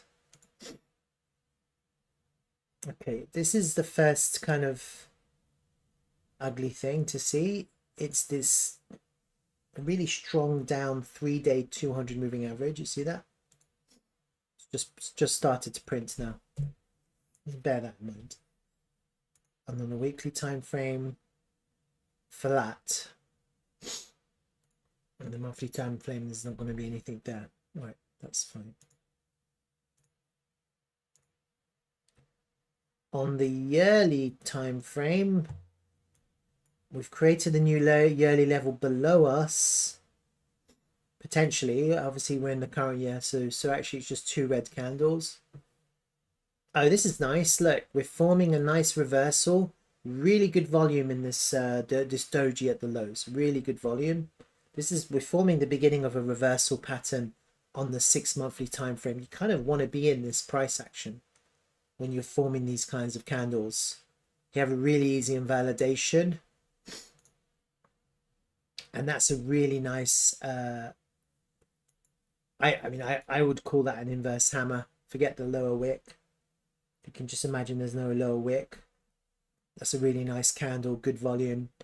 And then this candle here on the 3-month time frame is a good candle because it's increasing volume and it's swing failure low of the previous candle there. And basically taking the liquidity, increasing volume. That's a good candle. That's a kind of a good bottoming candle. Effectively, with this 3-month close, we're seeing a little bit of a reversal pattern forming. See that? Which is what you want to see at the lows. And then this is the monthly time frame. We had our reversal pattern here, closed higher all the way up to there. So effectively we reversed all of these candles to there. Reversed. This is the pullback, and it was brought right back, coming back into support, which is the point of control. Point of control is acting as support right now. We're into this monthly level right now. We're into a little bit of resistance now. We have one higher up, but that one's been tapped like 1, 2, 3, 4 times. There's one really high up, which will act as resistance higher up if we get up there. Right, and then obviously there's one potentially lower down. But the thing is, we're in, because we're in February now. So yeah, so there's one there as well. This month closing above this previous month high is a good sign. We're closing underneath the monthly level, but we're closing above a previous month high. It's not a bad sign. Weekly time frame. I'm looking at the weekly levels. There's one there by the monthly. There's one lower down, which has been taken. This has been taken as well. These are all been taken. There's one there. That's a weekly level.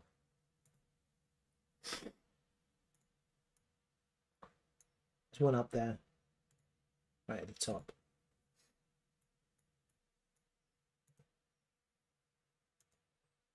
All right.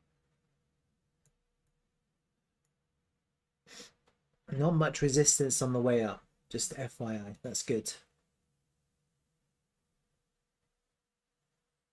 Look at the daily time frame as well, quickly. Liquidity taken. There's one daily level there. See, that hasn't been taken. All of this is cleared. So cleared. There's one there. A little bit of strong resistance here in that level. I would say that's taken. You see how the wick goes up? Almost gets there. I would say that that's cleared. I would just ignore that one. It may still be relevant, but I think that's cleared. There's one there. There's one there. There's one there. Oh, excuse me. This morning I've got crazy allergies. I went for a run and I come back and I'm just non-stop sneezing.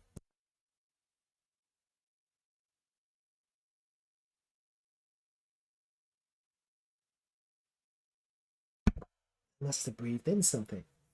Like a bug or something. I don't know. Every one of these green candles and red candles has created a daily level. So even though I said there's not much resistance, there is a little bit.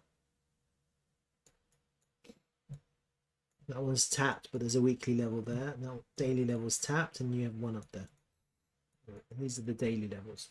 So you have a lot of daily level resistances because you created these green candles on the way down. Okay, but oh my god. I think I need to go and get some allergy tablets.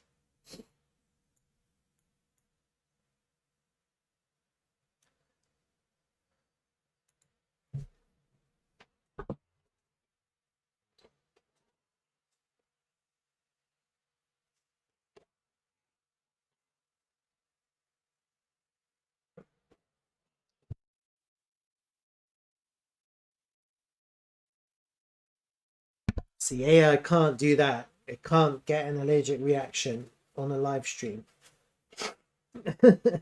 Excuse me. Sorry. Oh, God.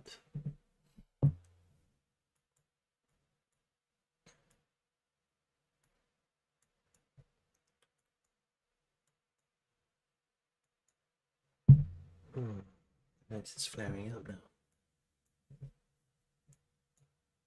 Got a daily level down here. Okay, that's your higher time frame levels. It's always good practice to do this. Just, you can hide them now. It's always also good practice to I can see a little bit of an inverse head and shoulders pattern. Just I'll come to that in a minute. Always good practice to mark your volume levels as well. Definitely do that if you're doing this yourself. It's good practice to just keep on doing this, and then you know if the volume has moved, then you can see.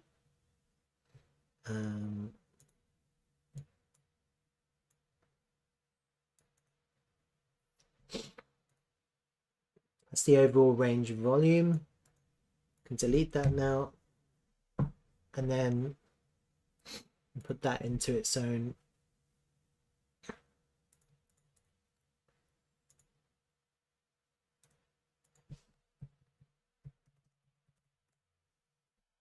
And actually, with this higher time frame, I wanted to keep the all-time high and all-time low. I'll pull those out. Just keep those in the distance so we can see where they are.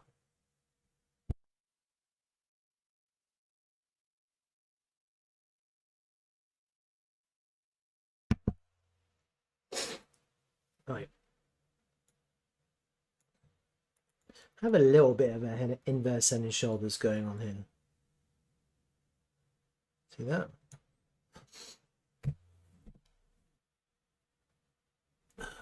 Potentially there's an SR flip here as well.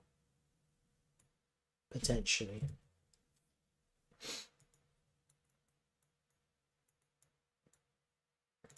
So let me just do a fib pull.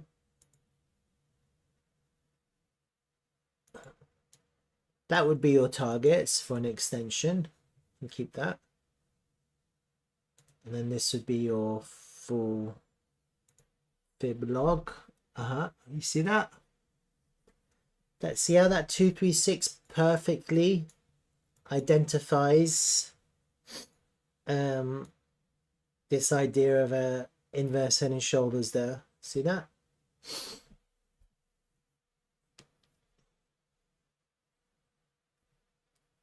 It's quite interesting, huh? It's very interesting. And then if you want the targets for an extended run, do exactly the same thing. And then just put full extend. And then you have your extension targets as well. All right? So we have our targets and we have our resistance levels. Let me line up.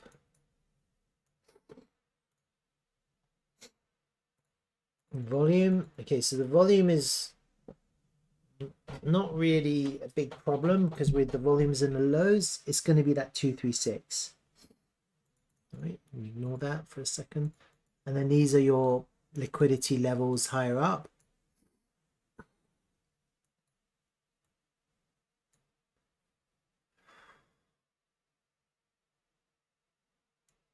The 618 perfectly lines up with the launch price. Okay, so that's your big resistance. The launch price is your big resistance right now.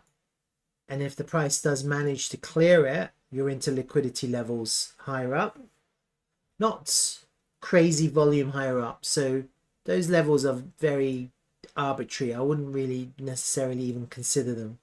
I'd focus more on the fibs actually, because there isn't really much volume in those higher levels. Most of the volume is in the lows here. That being said, there is volume here and it hasn't been cleared yet in this range here. Yeah, so we haven't actually got up there yet, and that volume is trapped liquidity that needs to be cleared. So in order to go up, there's going to have to be an injection of volume to clear that volume. And what you can actually do is you can, the same thing that I always do, just do a volume pull from when you enter the range to when you leave the range. It's a very tight range, but you have a definite resistance level that needs to be crossed just above the 236. It is possible that you get a fake out. That's possible. Just because you have some trapped liquidity stuck in this little range and you've had one attempt, two attempts, you haven't cleared it yet. So unless you get a crazy injection of volume to push this through, it is possible to get some kind of failed auction there. That wouldn't look great, but it's possible. You have to bear that in mind. There's a possibility there. So it's always better when you trade this. I mean, at the moment, the invalidation is going to be under these lows, right? So at the moment, the trade in play is this. And that you take that all the way up to the golden pocket. That's the trade. So you, based on the current invalidation, which is quite a wide invalidation,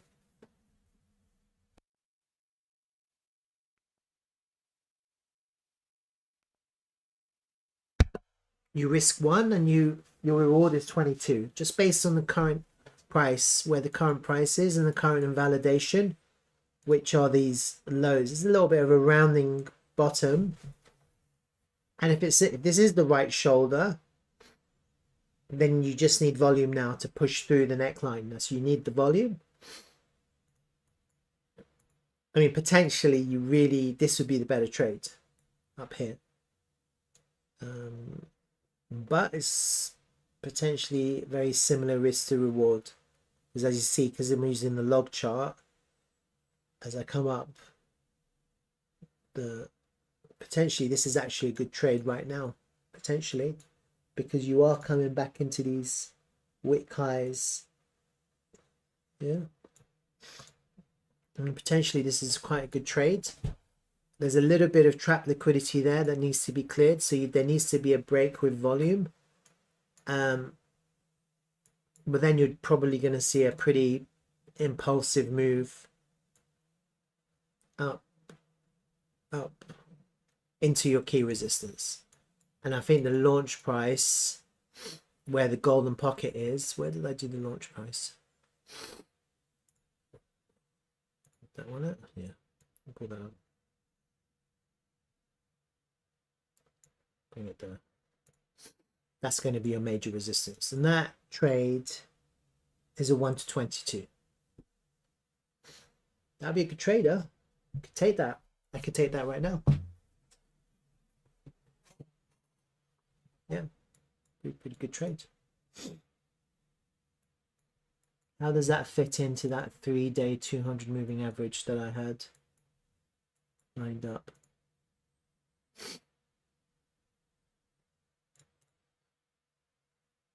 Yeah, you got a little bit of resistance as you cross the 236. A little bit of back test on the 236. Could you flip that into support, and then you could continue the pump. And then you are looking for a pullback. You're not looking for continuation.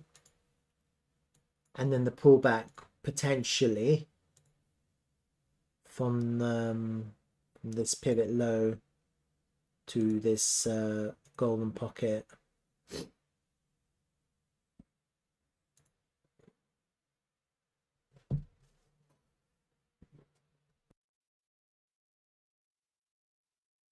Potentially back into the neckline of this head and shoulders. Actually, that would be the best entry. After you take profit at the golden pocket, come back all the way to the golden pocket, assuming that the price action stops at the golden pocket. I'm assuming that this resistance holds, and then you start getting a pullback. Yeah, and the best entry is the neckline of the break of the inverse head and shoulders, which will be the golden pocket. That will be the best entry to come back in. All right, and so I don't know if you can short this, but that's your short trade.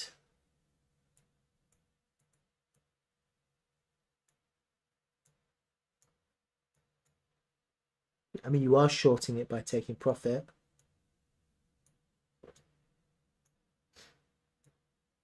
And you try and get back in at the golden pocket. And this could be your impulsive one, because we haven't impulsed yet. Well, have we? 1, 2, 3. No, we haven't. 1, 2, 3. No, this isn't an impulse. 1, 2, 3. If this is a 1, 2, 3, then this 4 shouldn't have come underneath there. So that's not correct. So potentially we're about to begin the 1 with the break. Potentially this is the 1. Potentially.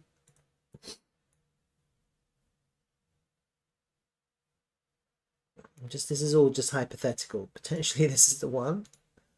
That would be a nice 2. Maybe back to the all-time high for a 3.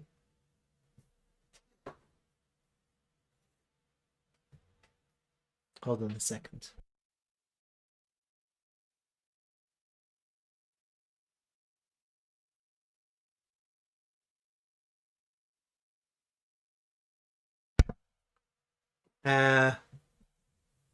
depending on if you break the all-time high or not, you get a little pullback, and then all the way up to your extension. That's kind of it all depends on the 3, to be honest with you, because this 4 could come back all the way back to the golden pocket. It just can't come back underneath the 1. And then the 5, you'll be looking to take it up all the way to the 1.272. That's kind of, that would be okay. That would be pretty nice if that was to happen. And then you are looking from the current price action all the way to the first extended target of a 276x. 276x. You never know, huh? Why not?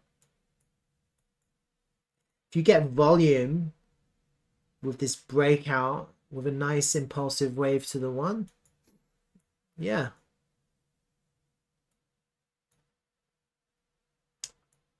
This is it. I think this is it. I don't really have anything more to say, except that we are forming a very nice inverse head and shoulders. We have a really easy invalidation underneath this right forming shoulder right now, which would come underneath this point of control. You really, I mean, potentially even if you were invalidated, you could take the trade again with a swing failure, you know, and then you have a much more lucrative trade.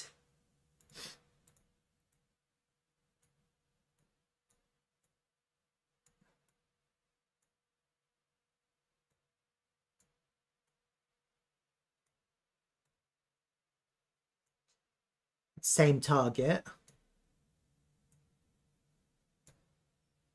Let's pull that back over here.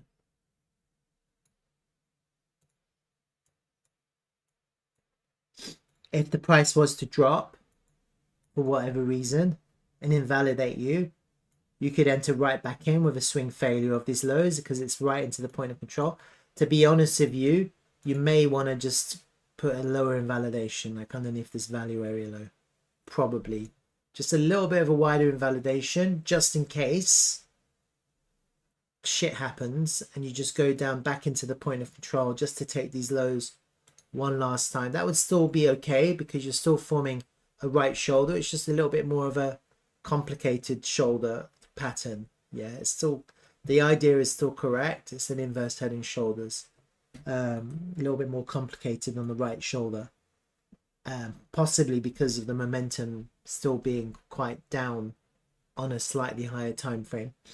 And then you still have the same target. That would be, you could potentially scale in to this now, but I like that this neckline could potentially, there's a little like this rounding bottom. I like that. It's nice, but you do need a break with volume. Otherwise, you could just swing failure these highs and come right back down. It's also possible.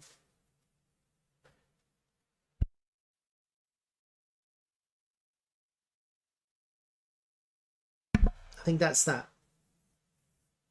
Questions? I don't think it's too bad though. Is it on KuCoin? Markets. Gate and Mex. Buy some.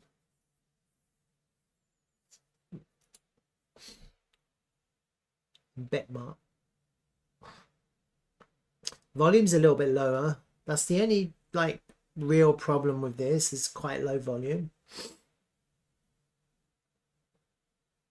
Even TRVL has more volume than this. But it's not a bad setup. Not a bad setup. Right. That's KuCoin. I'll post that. Anything else? Let me see. That guy wanted me to quickly have a look at Gary. I don't know why.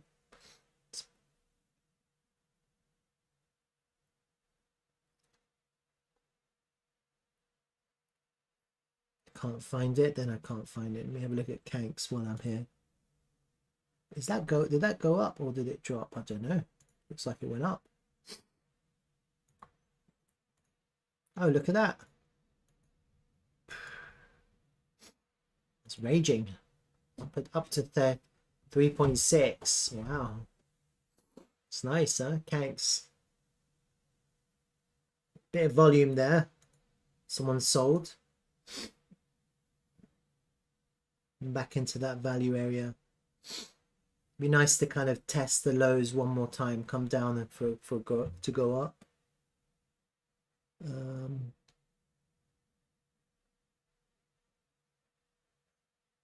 Don't know if I have Gary. Must have deleted it. Probably deleted it because it's so rubbish. Alright, it's there.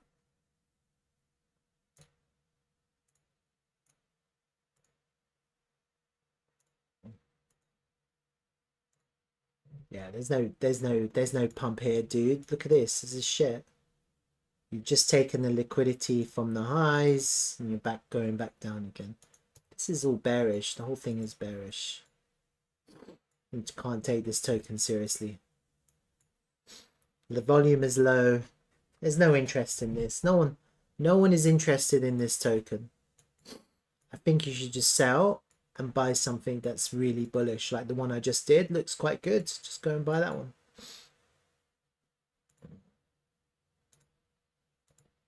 Look at this.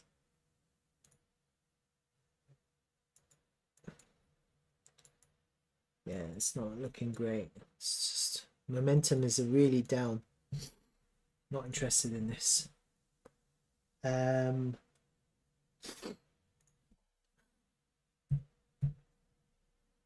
else do people want? Casper. I could probably do that tomorrow, huh? Maxima. It's Maxima. Oh, this is Maxime. Maxime, let's have a look at you. There you go. Working out, Maxime. Right. Since you're a regular, I'm going to do it for you right now, mate. No worries.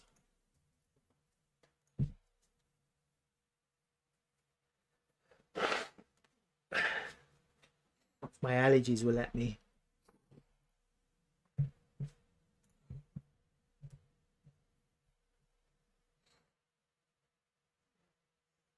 Next, OKX, Binance. Oh, that's render. What the hell? I don't Casper. KuCoin, OKX, Bybit, Next. Right. Let's have a look at Casper. That's the futures, perpetuals. Bybit's just launched. OKX goes all the way back to May 21. July 22. Okay, so the most data right now.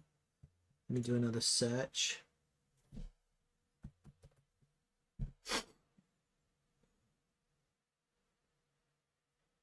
Alright, when I'm in doubt, I just add them all and then have a look to see which one the best one is, because I have no idea. Basically what I'm trying to do is I'm trying to find the chart with the most historic data and, relatively speaking, with good volume too. And then if you have a look at it on CoinGecko or CoinMarketCap, you can also see if it corresponds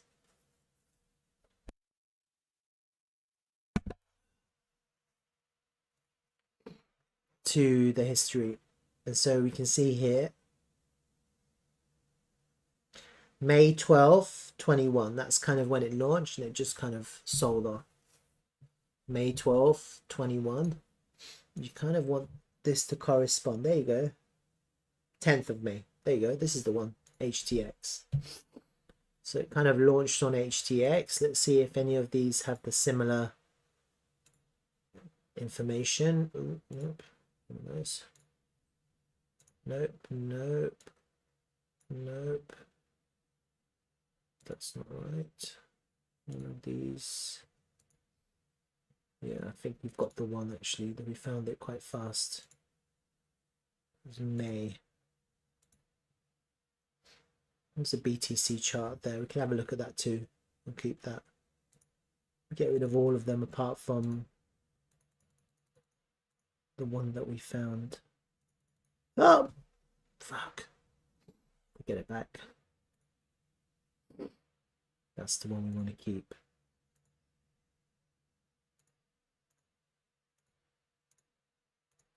Where is it?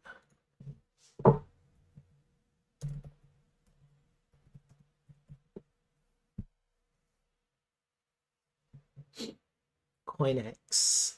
CoinX. Keep that as well. Let's have a look at both of them. Right. So this is Casper. Oh God.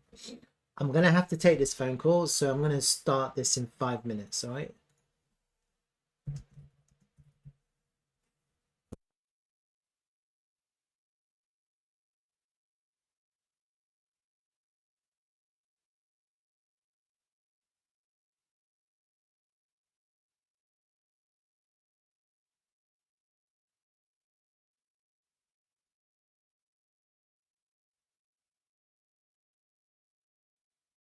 Okay, maybe if he doesn't call me back.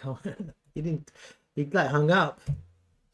All right, the momentum is quite flat on this. Look, you see the weekly momentum is kind of flattened off. It kind of launched. It's not bad actually. Look, see it launched. That's the launch price, and actually we've lost it, and then we've kind of come back to test it as support. So that's not bad. That's kind of what you want to see. You want to see the launch price act as support. Yeah. So even though we haven't had a run with this, there's no run because when after it launched, it just sold off. It's quite a lot of volume on the way down. See, you see this volume?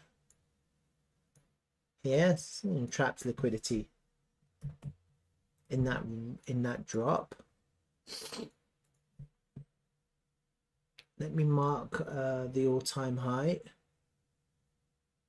1.33 and 2241.33.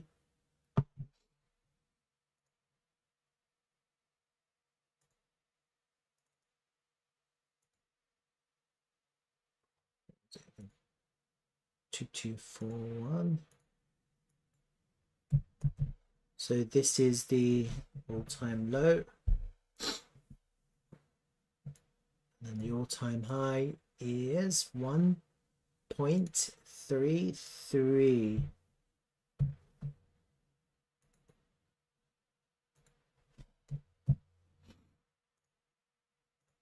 Almost there.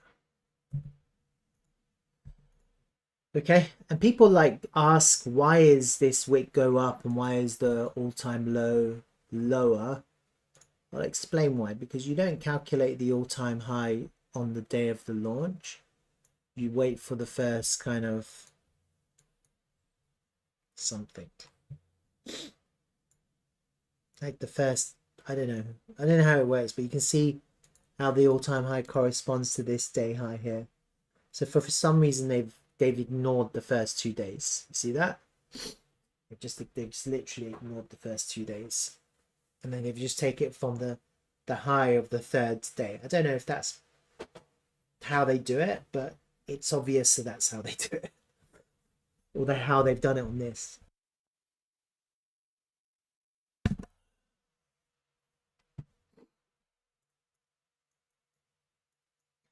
All right, so this is the price action.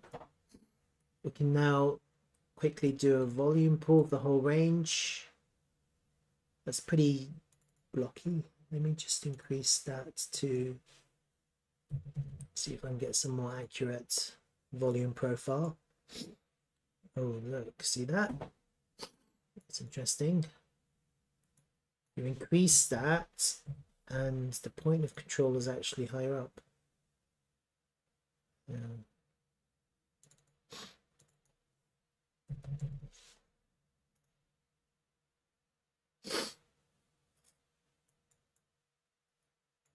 Let's go with this for now. All right, so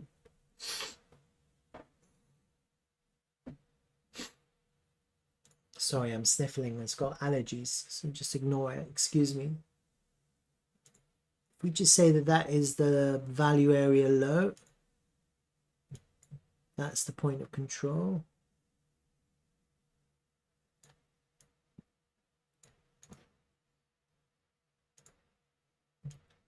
That's the value area. We have a little bit of volume resistance above us.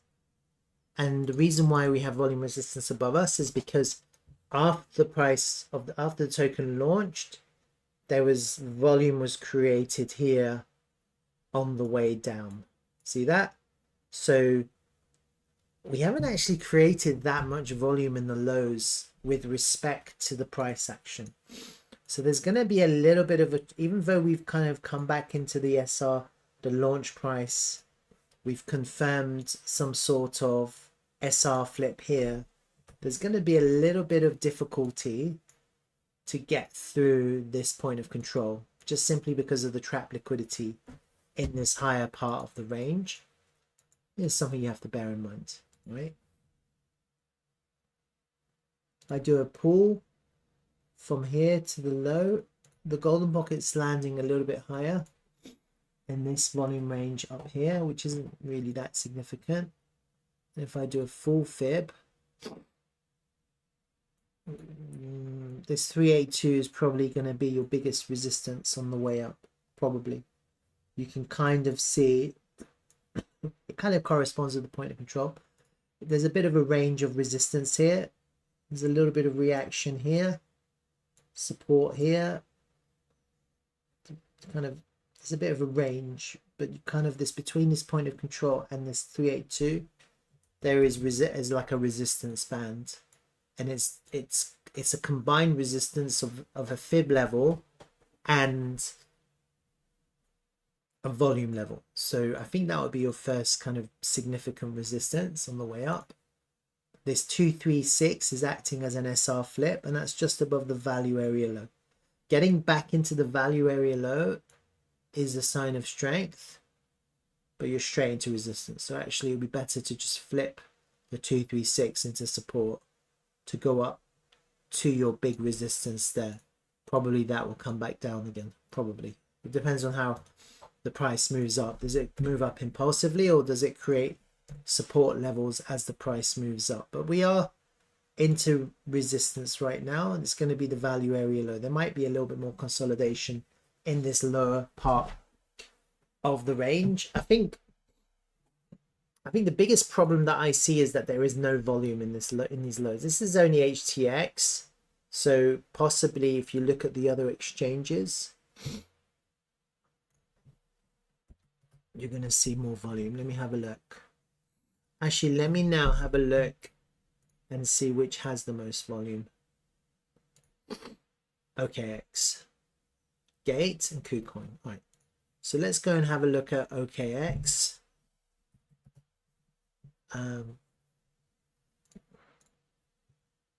So that's the problem with charting. Sometimes you want volume, and then you also want data. You want both. Let's just see where the volume range is on OKX. Is it saying the same thing? That's the question. See, OKX is saying something different, and this is a little bit more bullish. Firstly, the volume range is a lot wider. You still have a high volume node at the value area high. There's big resistance there. That's going to be about 0.12. So if I go back to this chart and have a look, where does 0.12 lie? See, it's at the point of control, 0.13, thereabouts. So there is big resistance up here, but because OKS is leading the way with the volume, you could suggest, it does suggest that we are above support now. That's good. You kind of want that. You want to see more volume at the lows, and what you've created more volume at the lows. In this range, you've got volume, which is exactly what you want to see. So this isn't bad. This isn't bad. This is what this is an accumulation range at the lows. But just bear in mind that there is resistance right up there. When you go up, there's going to be big resistance. Yeah, and it could just come back down because you'll get a big take profit. That is about a 2x above us. Yeah, that's what it is. Let me look at this one. Yeah. If we are gonna I mean that's your volume resistance, which corresponds with a 382. You have your golden pocket, which is slightly higher up. These fib levels will act as support and resistance levels until you break the all-time high, and then obviously you'll be looking at price discovery, and then you just do an extension. Potentially, you know, from the current price action, potentially, if we do make an all-time high, it's a big if, but let's just assume we do, then you're looking at a 98x to the first extension, about a 171x to the second one, and overextended, looking at about a 400x, from the current price action. Who knows? Could happen. But whatever happens, you have to get through this volume resistance here, right there.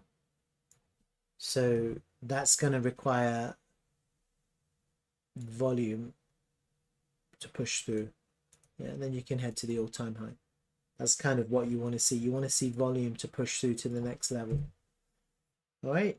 I don't really see anything else, to be honest with you. We're just consolidate. This is quite a healthy consolidation range, and you can see it on OKX. You can actually see with the volume, you can see the consolidation. This is just consolidation. See that? It's accumulation. That's what it is, accumulation. Just bear in mind that as soon as you get up to there, if you have bought here, you will have to sell because you're into resistance. Yeah, you're gonna have to sell. Look at the Bitcoin chart. Yeah, Bitcoin chart's looking pretty bearish. But the thing about these charts is it's easy to see change, and I'll show you.